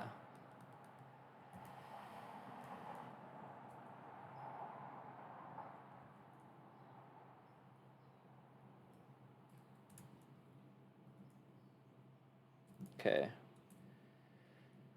But this is not bad. Cancel. Okay, so now we can just go to here. Global deletions, tracks, and vias. Okay, so I think we did it. I think we did the Schmidt trigger part.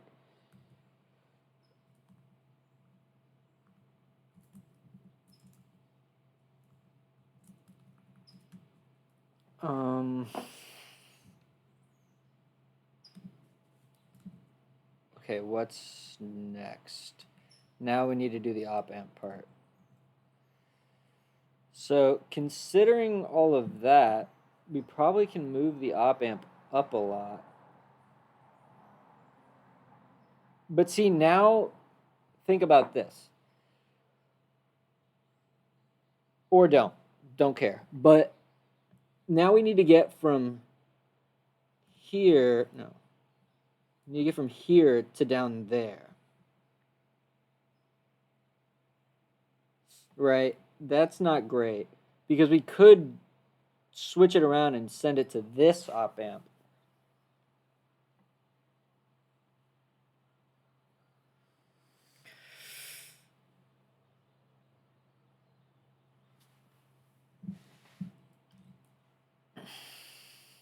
But okay.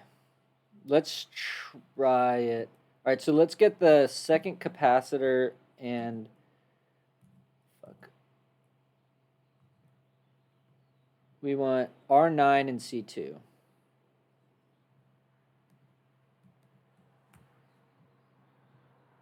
Get these here.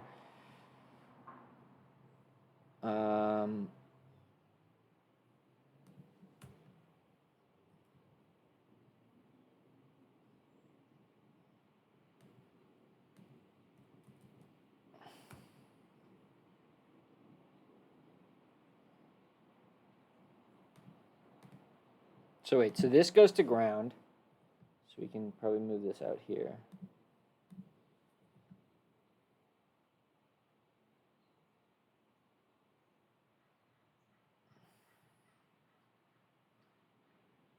And then this, because this capacitor follows it, and then this is the important one. Cool. Right, because that goes to there. And then see, this is exactly what I was talking about. Because, fine, but what does R12 go to? R12 goes to that op amp. So when we think about our front panel, Right, because the design constraint is that you kind of want the inputs on the left side and the outputs on the right side. And you also want all the connectors to not be tangled up when you go to mount it.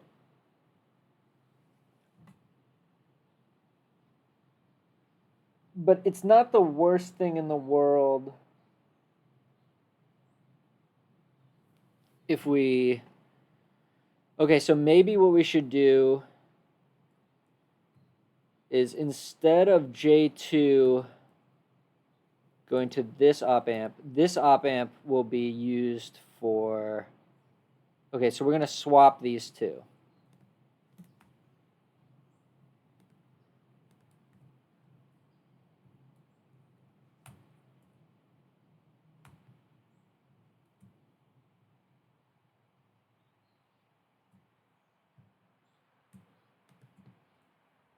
Okay, so that's... So wait. No, that's 14. So what we want to do is actually cycle them all. So we want this one to be that one. Oh, and we need to make sure our pluses are right. Okay, so...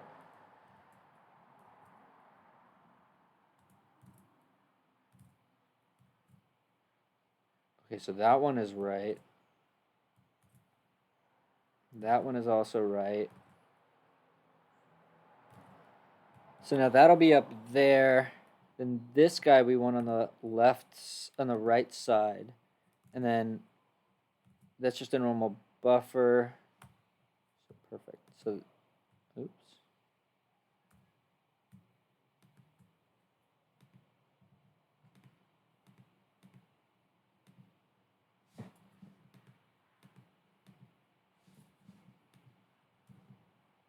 Fucking kicad, bro.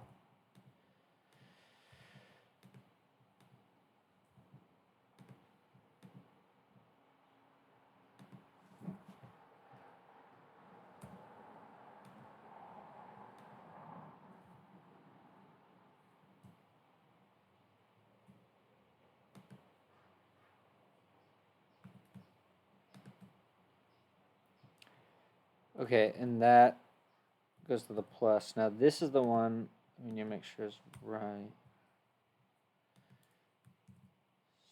Which it does look like it's right. Okay.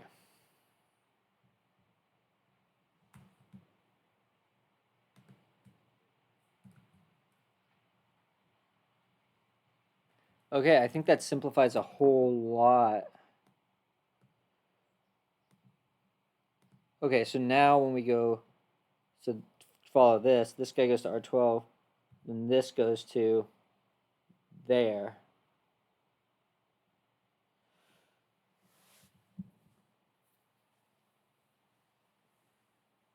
Nice.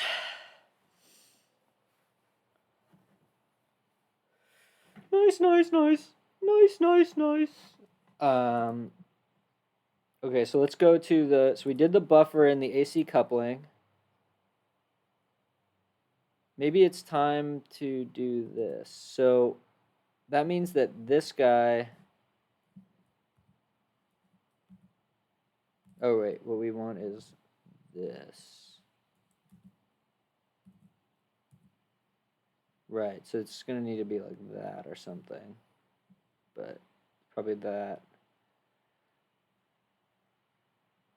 Maybe that is worse, because then you lose access to the vertical. I'm going to take a second to think.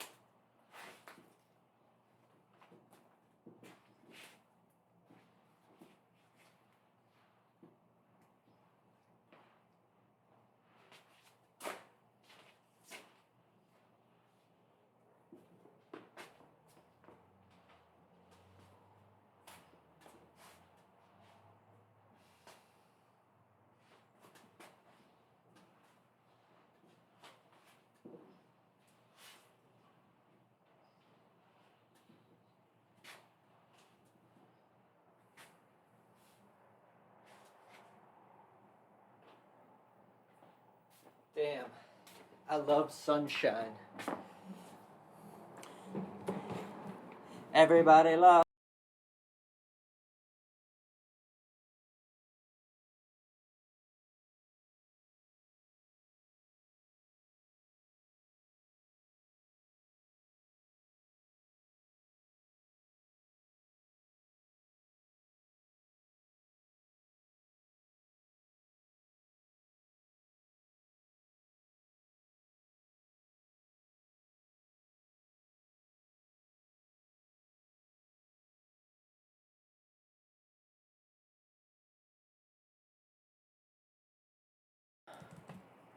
Let's see. My mic's working? Okay. So I gotta go do a chore. So I'll be back in like 30 minutes. But I'm gonna leave it on. So I'm gonna move my stuff upstairs.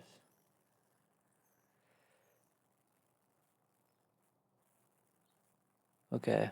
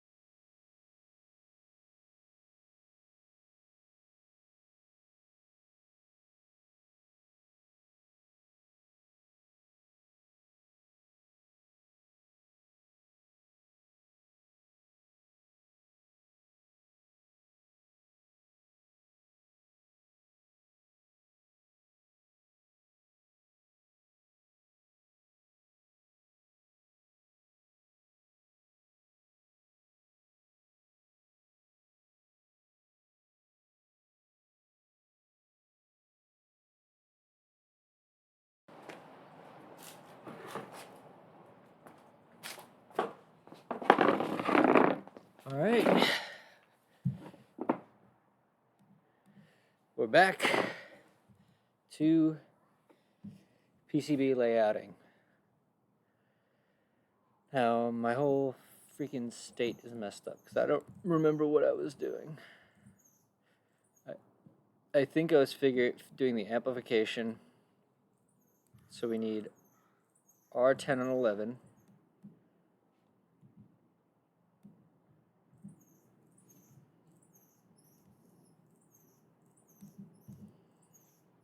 And R12, actually.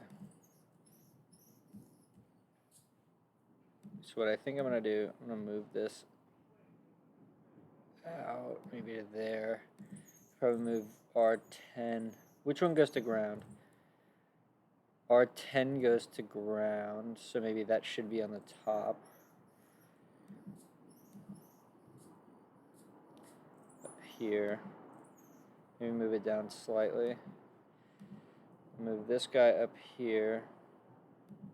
And so this goes to there.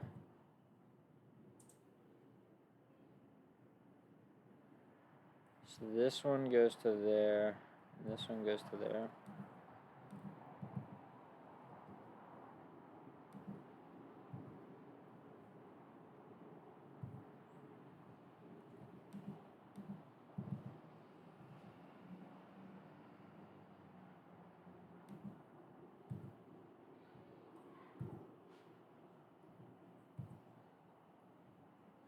Okay, that seems good to me. And now,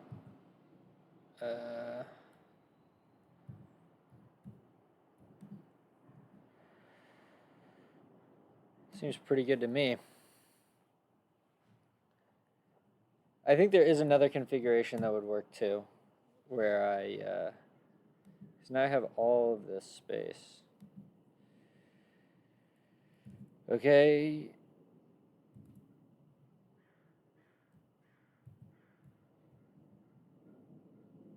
Well, actually, in that case, might as well move this thing to here. What is that? That's ground? Maybe that goes on the bottom side. I don't know.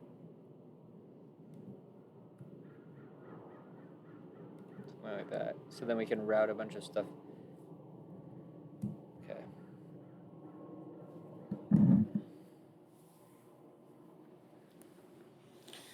I don't need a jacket, man. It's so nice out.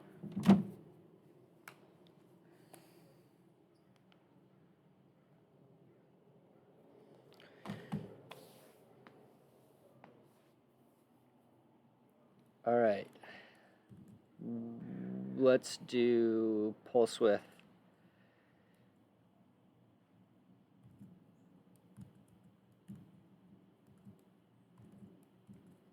Pulse width. So 6. Okay, that's going to have a lot of stuff in it. So what we need is we're going to need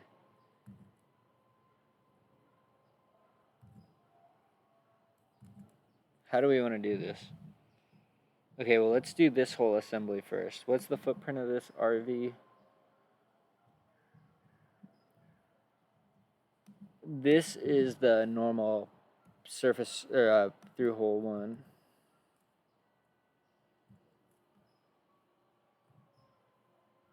Right, so we're going to need this.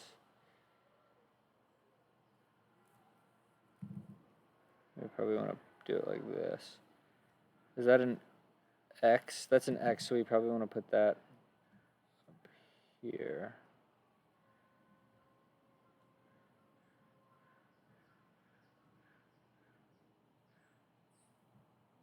We can probably do that.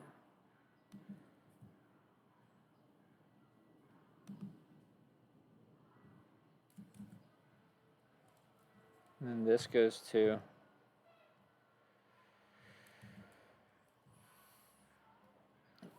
okay, so first let's do the jack socket. So RV4, so J4, yeah, it goes to there. And then this goes to R16 and 17.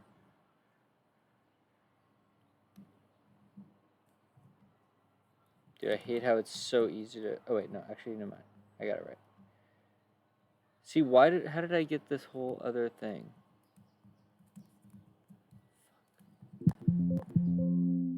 Dude, kicad, you're killing me, bruh.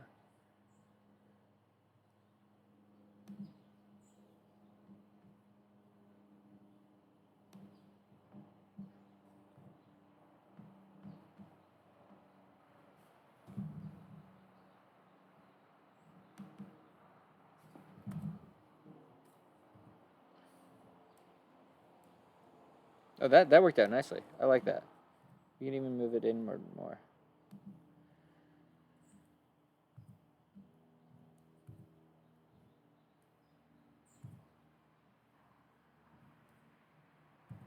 That's 5, but 6 goes to there.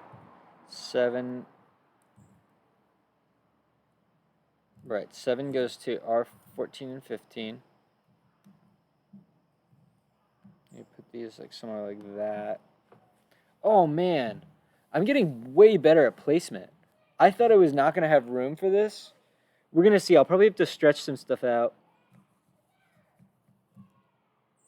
Because I think routing will probably fail. Okay, then here, that's what, R13? Give me the component to move, man.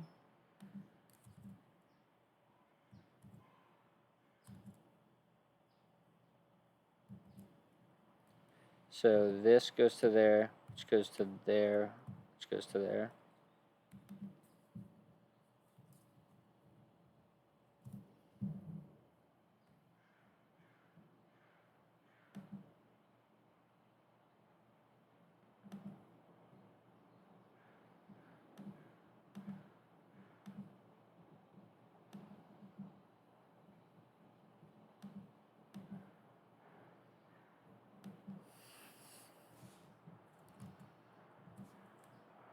Um,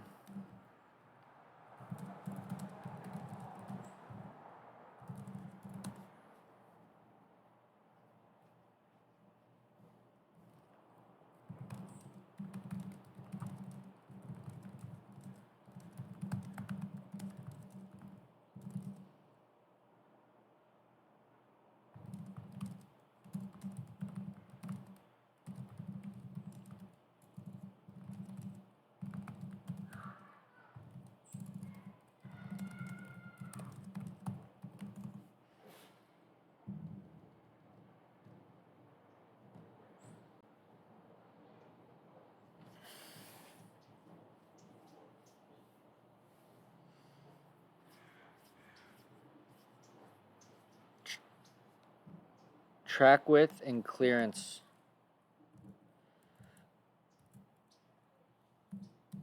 I'm going to do 0.2.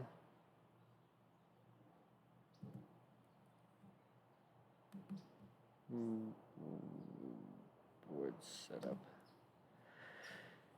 Minimum track width.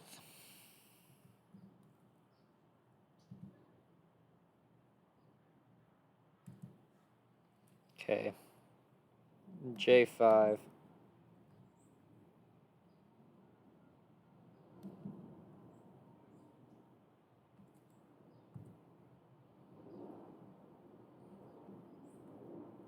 I feel like that's going to be tough. Because I have to do this.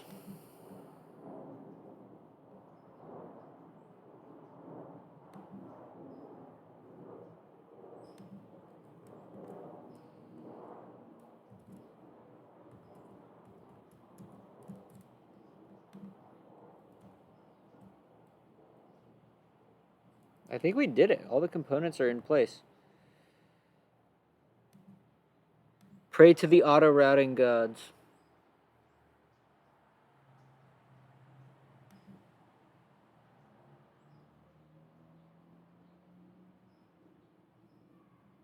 No way.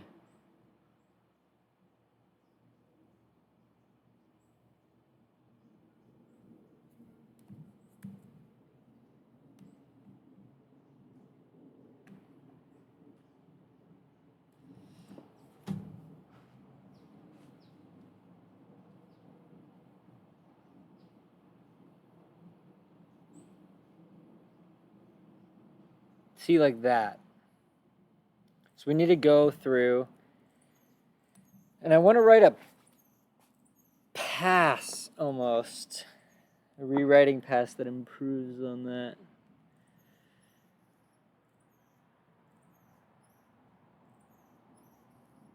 So now that auto routing did it, I want to trace its ground.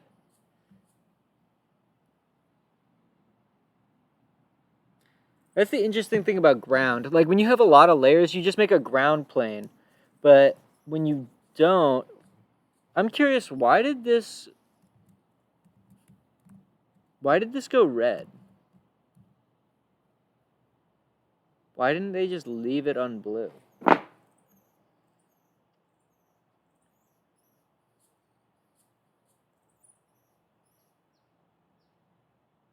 Honestly, I don't even see that much wrong.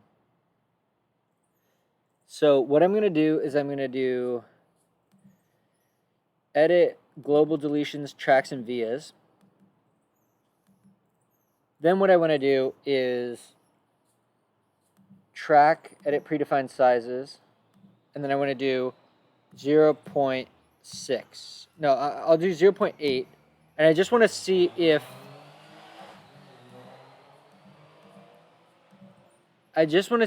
auto router respects my board setup and my track.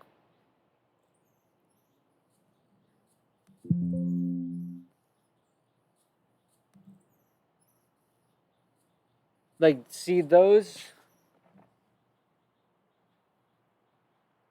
Like, if I click on this track, width 0.25 millimeters. So it didn't.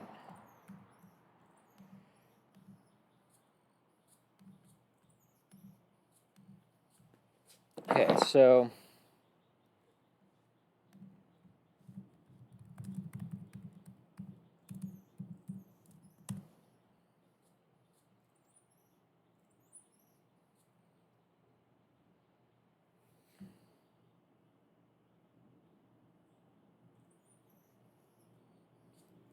God bless whoever made this. All right, so what if I did this? Board setup.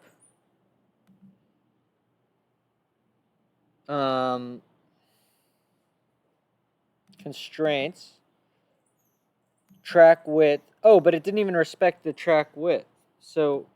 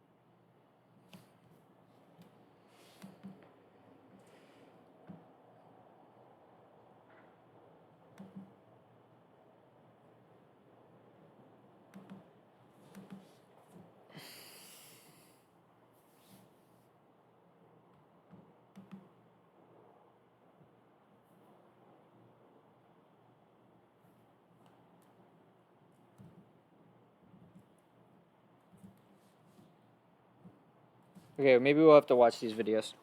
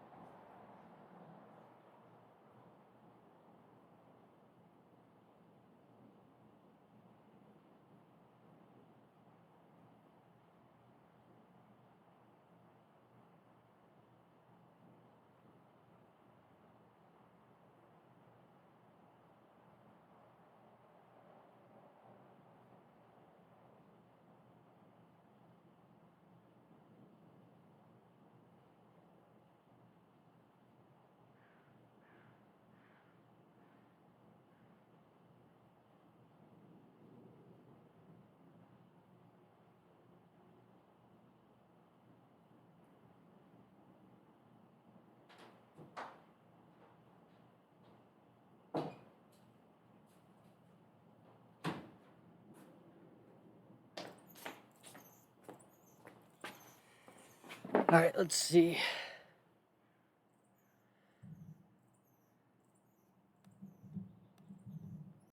Hi, it's Peter here from Tech Explorations. Now, as you may know, I'm working on a book for KiCad, and in this book I cover a lot of nice features in KiCad 5, and of course a lot of general PCB, computer aided design issues to help people who are interested in doing this sort of thing but have never done it in the past be able to create boards a little bit like the one that you're looking at here. This board here is a 4-layer PCB. It's one of the projects in the book, and I've got two versions. I've got the 2-layer PCB and then the 4-layer PCB. I did the 4-layer PCB just to show you how you can do that sort of thing. I've had questions from students of the original KiCad course, how can I do multi-layer PCBs, and I took the opportunity to give you an example here. Now, in this project, I want to show you a couple of quick things. First of all, it is not a complicated project, but the way that I built it, I did so in order to show you how you can use a few interesting features for projects that do become rather complicated. Now, a complicated project is probably not a good idea for an educational book because I don't want to bog the student, I want to inform the student. But this was a good example of what you can do with hierarchical sheets and to be able to distribute elements of a schematic of a circuit among different sheets. So what Bro, get to the DRC shit. Hi all, let's get started using the free router in KiCad. So first things first, here's a small PCB that I created as part of the tutorial. If you notice the version of KiCad that I'm using, I am using the nightly build, which I've installed recently. It is version 5.0.0, so you need to go get the nightly build, go to the KiCad website and see how to install it for your system, whether it's Mac, Linux, or Windows. Right, so inside PCB New, where you can work on your PCB, you'll see this little icon right here. It says fast access to the free route external advanced router. Click that. You'll see the middle button is grayed out. If you hover over the middle button, however, it says free router can be run only if freeroute.jar is found in KiCad binaries folder. So we need freeroute.jar. Why doesn't that come with KiCad? I have no idea. I think that's kind of silly, but it doesn't. So KiCad binaries folder for me is located in user/bin, and there is KiCad right there. User/bin is a system file. So we're going to have to use the terminal to copy anything into that location, but I need to copy an executable into there. Next, where do we get that freeroute.jar file? So I have a little document here with this link. With KiCad to install ready the package here, and I'm copying this from that. And now when I check here, it has magically shown up right there. Previously that was not present. So now that is present, I can come here. Now let's say that I want to use the auto router, which is exactly what I'm trying to do. You can click there and you'll see that this is no longer grayed out, it's now functional. So imagine that this board was not routed. There it is. All you have is the rat's nest. It's not routed. So I click there, and now it has already opened up that Java jar file, and it says, where do you want to save this stuff? So in my project file, or project folder, I created another folder called freeroute. Let's go ahead and delete these items so that I can start back with scratch. So in my KiCad, I've got projects. Let's just go ahead and show this from scratch. So I'm going to go ahead and create a new folder. I'll call it freeroute2. Inside there, I will save it, and that's fine. So I save. Now it's loading. Here is the free route tool. I click routing, auto routing. Boom, done. All magical. It magically routed all of my tracks. Looks awesome. Save. Export Spectra session file. Yes. And now it has also created this .ses file. We need to import that back into KiCad. It's as simple as clicking back import the Spectra session file, choosing it, saying open, and voila, there it is. It just imported the auto route right in there. So boom, done. It works awesome. Let's do a little bit more complicated of a board. Let's go ahead and close this. All right, so back here, let's get rid of this. I'm not going to save in this case. All right, so let's go ahead and download a demo from KiCad. So the demo is going to be located, let's see here, right here. And we're downloading, and then here, program for because you don't want to spend much time routing all these traces individually. So let's remove the tracks to show how the auto router works. There it is. Now all we have is the rat's nest. Same thing. Click here. Now we've got the free router installed, which is awesome. And tool, beautiful. And we can now save it. Tool, here it goes. It's now loaded in the free router tool. We click routing, auto routing. It magically routes those traces. That was beautiful. And we can now save it, export it. Before I export it, though, I'm just going to show that the session file or the .ses file is not yet created. So there it is. All you have is bin and DSM. Now, when we export the Spectra session file, there it is. .ses. Perfect. That's exactly what we need. We can now quit this. And back in here, back import the Spectra session file. There it is. Watch this. Oh, there's an issue. All right. Let's try it again. There's a bug that I've noticed that pops up periodically. So I'm going to try to redo this. So let's delete all that stuff and try again. Screen and selecting something like I did, it seems to have fixed that minor little bug. Close the routed.ses file. Now I'm going to go ahead and make sure that it's up to date by selecting the border of the fill, right-clicking, going to zones, fill all. Whoa, whoa, It's all whoa. routed. Awesome. Now let's just check it, make sure it's actually functional. This is what the fill looks like. I'm gonna go ahead and make sure that it's up to date by selecting the border of the fill. Dude, right-clicking, go to see, zone. that's what I want. I want the fills. I want those. I want those Zones, fills. fill all to fill any zones. There we go. Now I redid the fill because the previous fill was from the last routing job, which was done manually by the people. And you can see there's a couple lines here, a couple rat's nest lines. That means we have a couple things not connected. They're probably ground pieces. So I click that to kind of hide the fill. And here we go. You can see some stuff not connected there. If we run the design rules check right here, you'll see a couple issues. First issue is, it jumps to it. So let's go ahead and zoom in, click a different one, click back just to make it jump to it right there. That little arrow indicates that there's a problem, and it says, blah, blah, blah, 1 equals greater is on composant. That's French for components. So this is a French file apparently. I speak a little French. You have composant. Cuivre. Composant is the component layer on the top copper. And cuivre, for whatever reason, that means copper, but that's the bottom copper layer. So let's just go ahead and show how you can edit these real quick, just for the heck of it. So setup, layer setup. And Dude, I love this guy's attitude, bro. F.cu composant, and that stands for front copper. And then we have back.cu and f.cu and b.cu. That's front copper and back copper. Those are pretty standard names. Click OK. Now it's renamed. Now to solve this one, I think the actual problem is that this guy is too close to that trace, so it's violating the design rules gap specifications. So I'm gonna hit the M key to move. Just move that down a touch, and I think that'll fix that. Let's see. So we're gonna go ahead and rerun this. Perfect. The problem is fixed. No longer a problem. Unconnected, however, there's 6 items unconnected. If you zoom in on the board and start clicking them, it'll jump around to show them. So on each one of these, you'll notice is ground. That's ground, ground, ground, ground, ground, ground, ground. So all that means is that we have some floating ground layers. This one is not ground. That looks like a VCC pick. Anyway, so most of them are ground except for this one. To solve this, we're just going to grab the router. We're going to manually run a couple traces. We're on the wrong side of the board, so I hit the page down key. You'll notice that little arrow right there will change. So page down. There it is. Now we're on the top side of the board, and boom, solve that problem. Now, as far as cleanup goes from the auto router, you can look at your traces. If you see anything where they don't like right there, 90-degree edge, I don't like that, hit the D key, drag it over. Boom. You can do any cleanup from the auto router that you like. I should use D for drag more. I'm really not too concerned about it overall. Auto router does a pretty good job in my opinion, and I certainly think it's handy. In either case, let's clean up these grounds. So let's go ahead and show the fill, and look at just the bottom. So hide all layers except the bottom. Now we can get a better idea for what's happening here. So it appears that this is a floating pad, and this is a floating pad unconnected. See, it's kind of like a stranded island here. So let's connect it out. So let's go ahead and look at this layer too. And dude, I want fill. Bro, I want the fill. So I drop the via right there. And now it jumped the rat's nest over to say, let me show you that one more time. I'm going to delete that. Anyway, if you drop the via there, it says, oh, now this is the closest component that we can use to solve the problem. I'm going to draw it on the front layer. Solved. Now this guy here, same thing. I can run it over to that same via, and that solved the link from there to there. Now, this one here, it looks like we are a bit stranded. If you look at the fill again, you can see those do indeed connect through. That doesn't indeed connect through, but we got some stranded segments. So let's drop a couple more vias that we can use to connect everything. So let's drop one right there, and right there, just to demonstrate this. So let's go ahead and run this on the front layer, which is F copper composant, and we can run one. Oops. Oh, that's not ground. Let's undo that. All right, that's ground. Okay, and that should have solved possibly nothing, actually.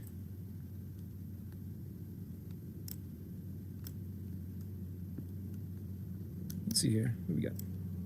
All right, I need to run something over here. So let's drop a via there. Drop one right there, and route the front layer. And now we seem to be missing this guy over here. All right. So actually, I don't need that guy because you can see this ground connects through this ground fill up to there, so we can delete that one. Oh, ground fill. That whole plane is ground. Right there. And now that's why he can just do it. The rest needs to be connected. Drop it over. All right, perfect. Now let's run the design rules check one more time. Oh, yeah, we need to refill. Awesome. So there's a couple problems. Via inside a text. That is true. So let's just move that little guy. And draw that over. Okay. And this actually is on the copper layer, so let's just move it over out of the way.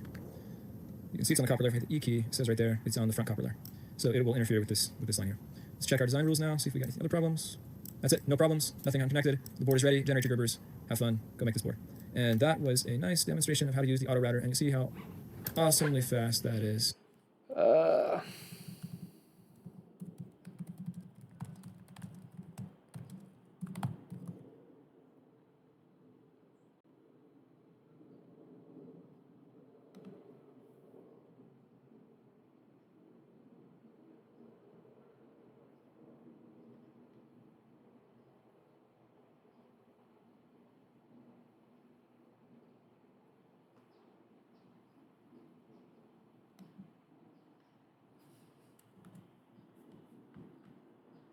So for some reason, board setup is not right.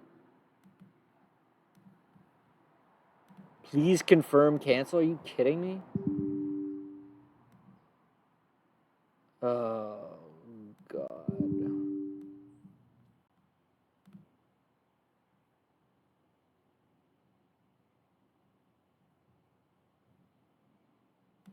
Where's the DRC?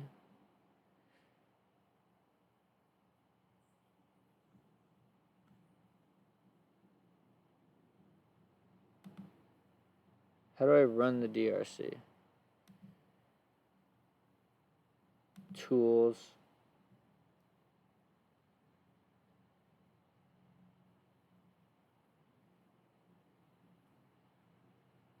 Wait, okay, wait. Let's run it again to make sure that nothing's contaminated.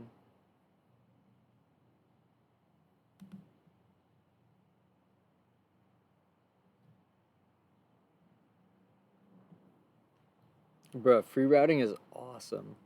I don't see any blue lines. Okay, but now,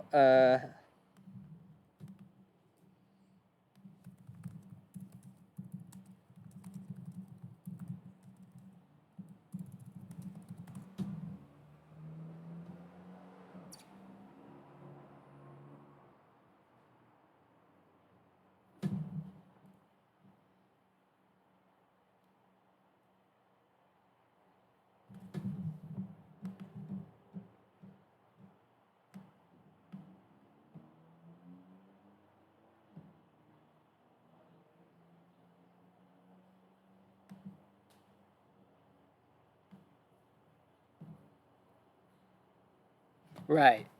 See, but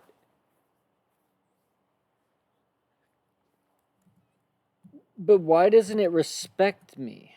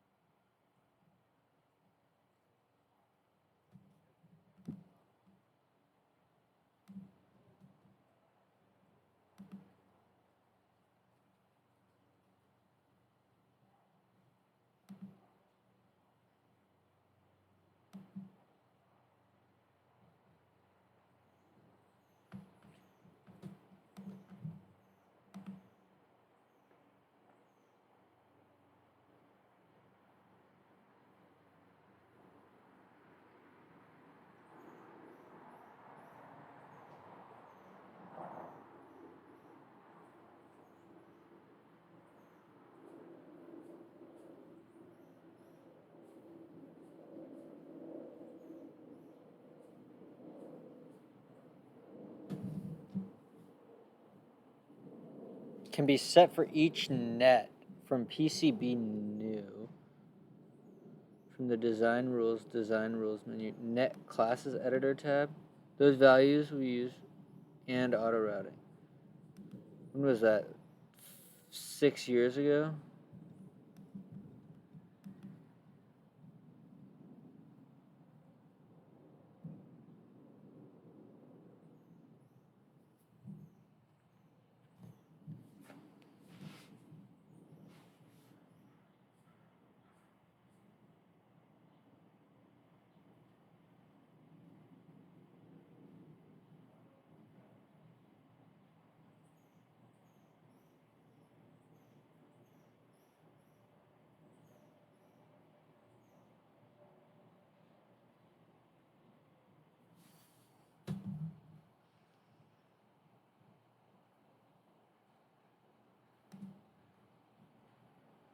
Oh, I think it's using that. Okay.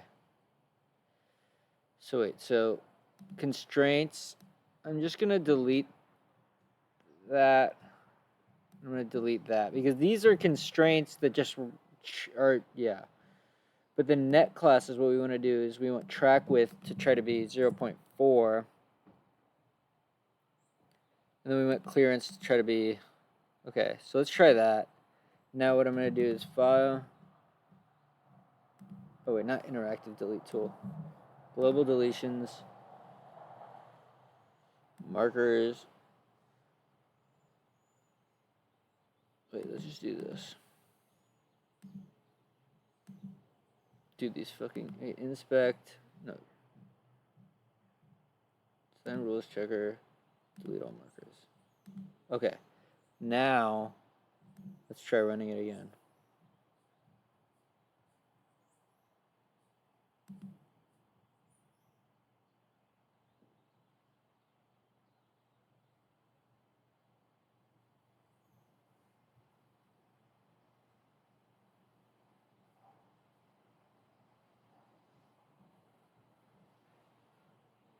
Damn. Dude, free routing is one of the best projects ever. I can't imagine doing this by hand.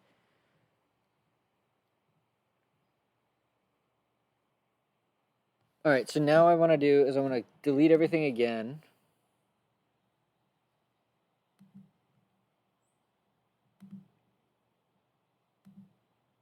Okay, then I want to go to my board settings. Net classes clearance. I want to change this to 3.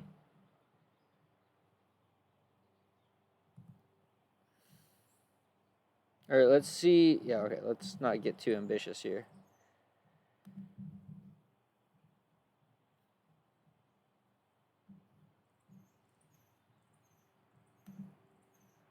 Start now. Fuck.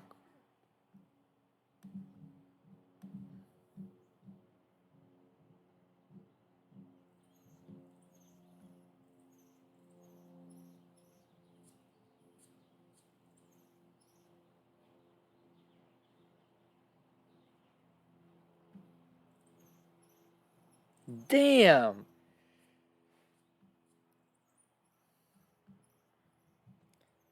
All right, so wait. I'm gonna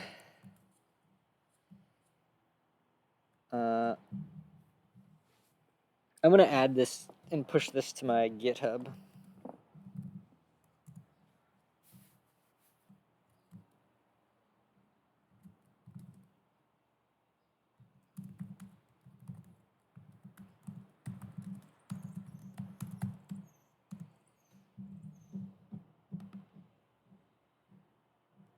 There should be a whole bunch of shit that's different. We'll have to clean all that up later.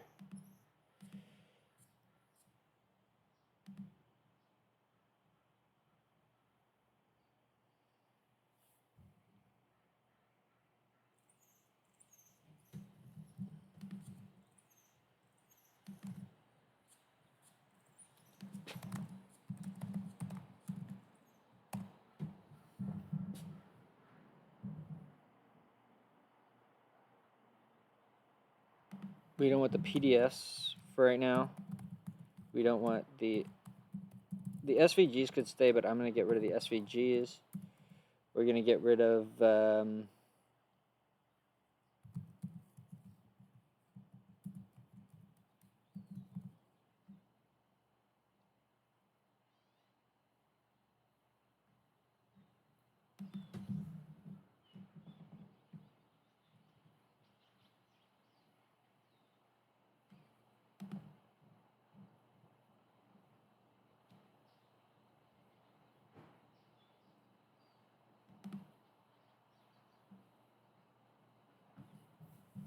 okay. Let's see how bad this thing is.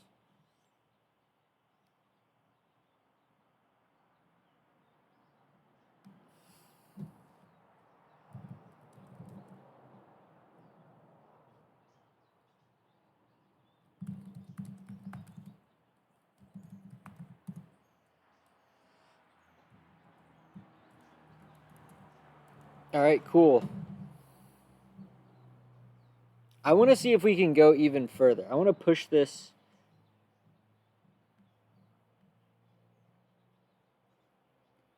even further. So I want to make, okay. Global deletions. Tracks and views. Selection filter, I could probably just do tracks vias. So now if I run this,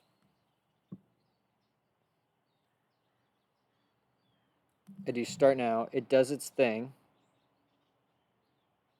Then if I do Control A, delete, cool. All right, I'm getting the workflow. So now we want to go to board settings, net classes. I want to see if I can make this 0.6 and the clearance 0.5. Then I want to make the via. Okay, wait.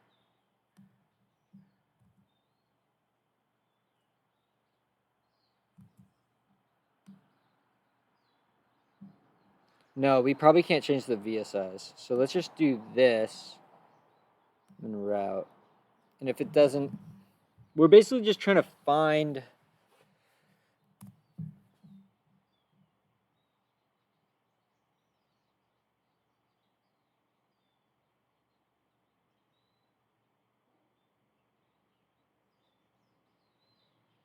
No way, dude. It did it? I feel like this clearance is not. Oh, it is. Holy shit. Wow, PCBs can get so small. Should I try even more? I mean, the clearance looks great.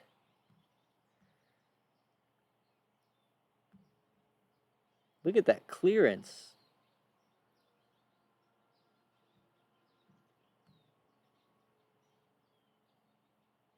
I am seriously impressed.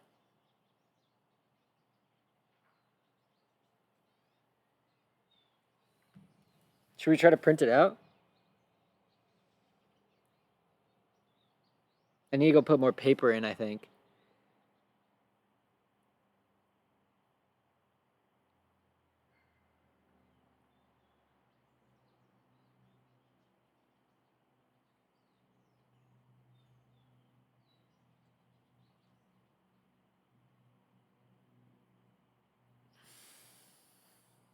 All right, I think I'm going to go on a quick hike. So let's see.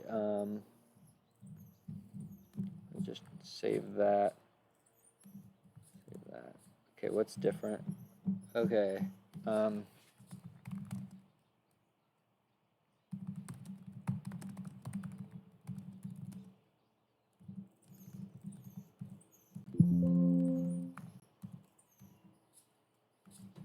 Oh man, Alt 3 is.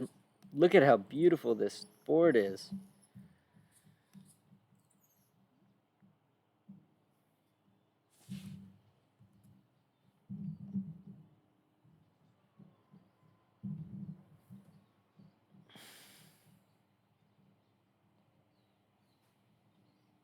Oh, there's a via. It added a via?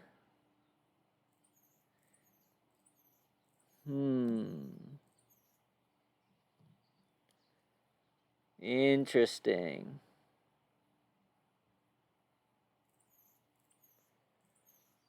I'm sort of okay with that, but so okay, so hold on. So then when I go to print it out and I look at this and I look at the print preview, oh, it's going to be mirrored. Maybe I shouldn't have done that.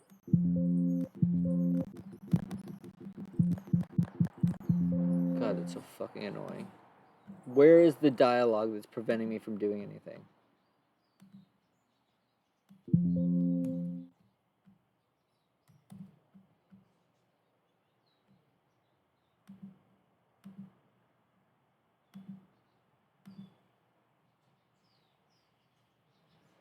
I think it's just fucking bugged. Okay.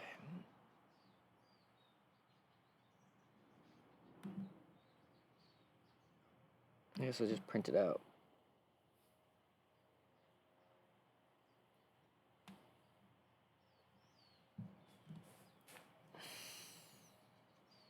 I'm going to restart kicad and see if there's something weird.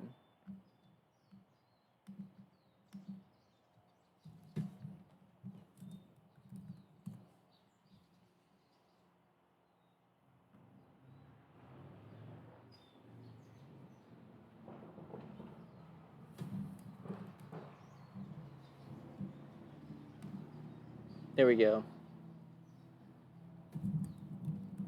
Dude, the PDF viewer is so bad. Okay, but there is a via.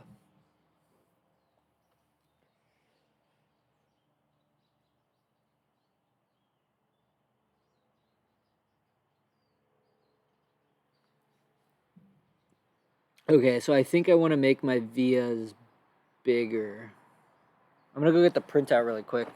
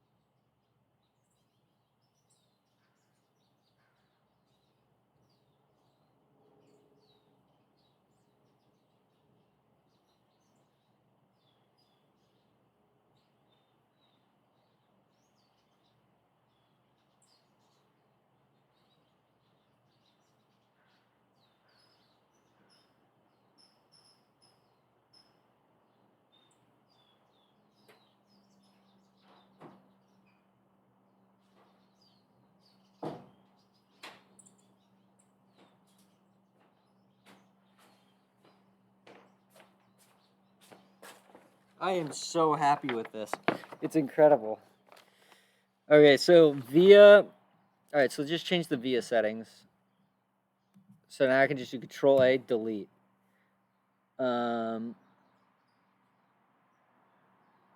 setup. Net classes. Via size. Dude, that's not the size of the via. No way, man. Oh shit, wait, hold on.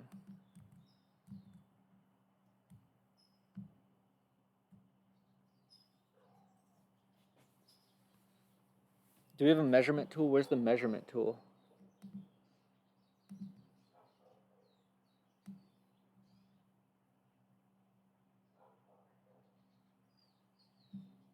Wait, can I just click on it?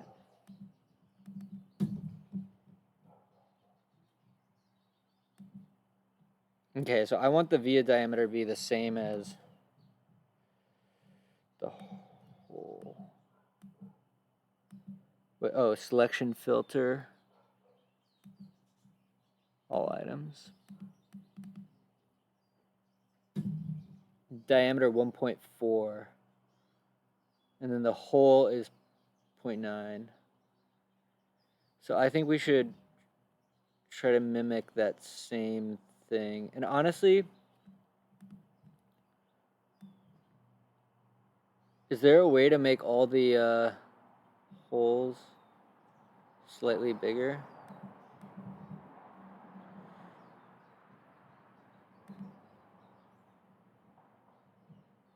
No, they're touching. I don't want to mess with them.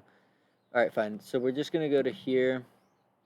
We're going to say via size 1.2.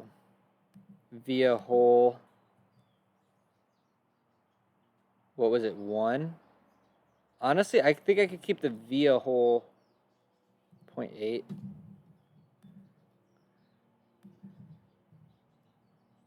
Okay, then what if I just delete that and then try free routing? It should just figure out I need to add the via, and then it'll follow its rules. Beautiful.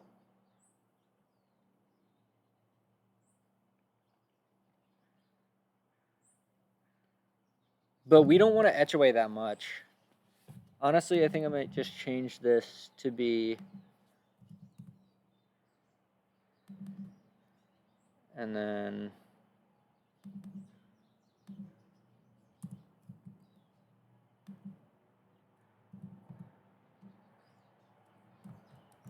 okay. Increase via size.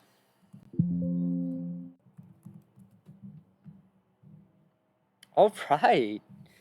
All right. I am very pleased with this.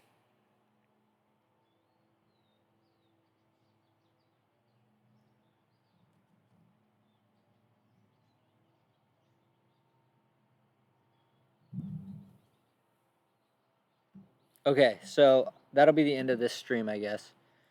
Clocking at 3 hours, 30 minutes. Peace.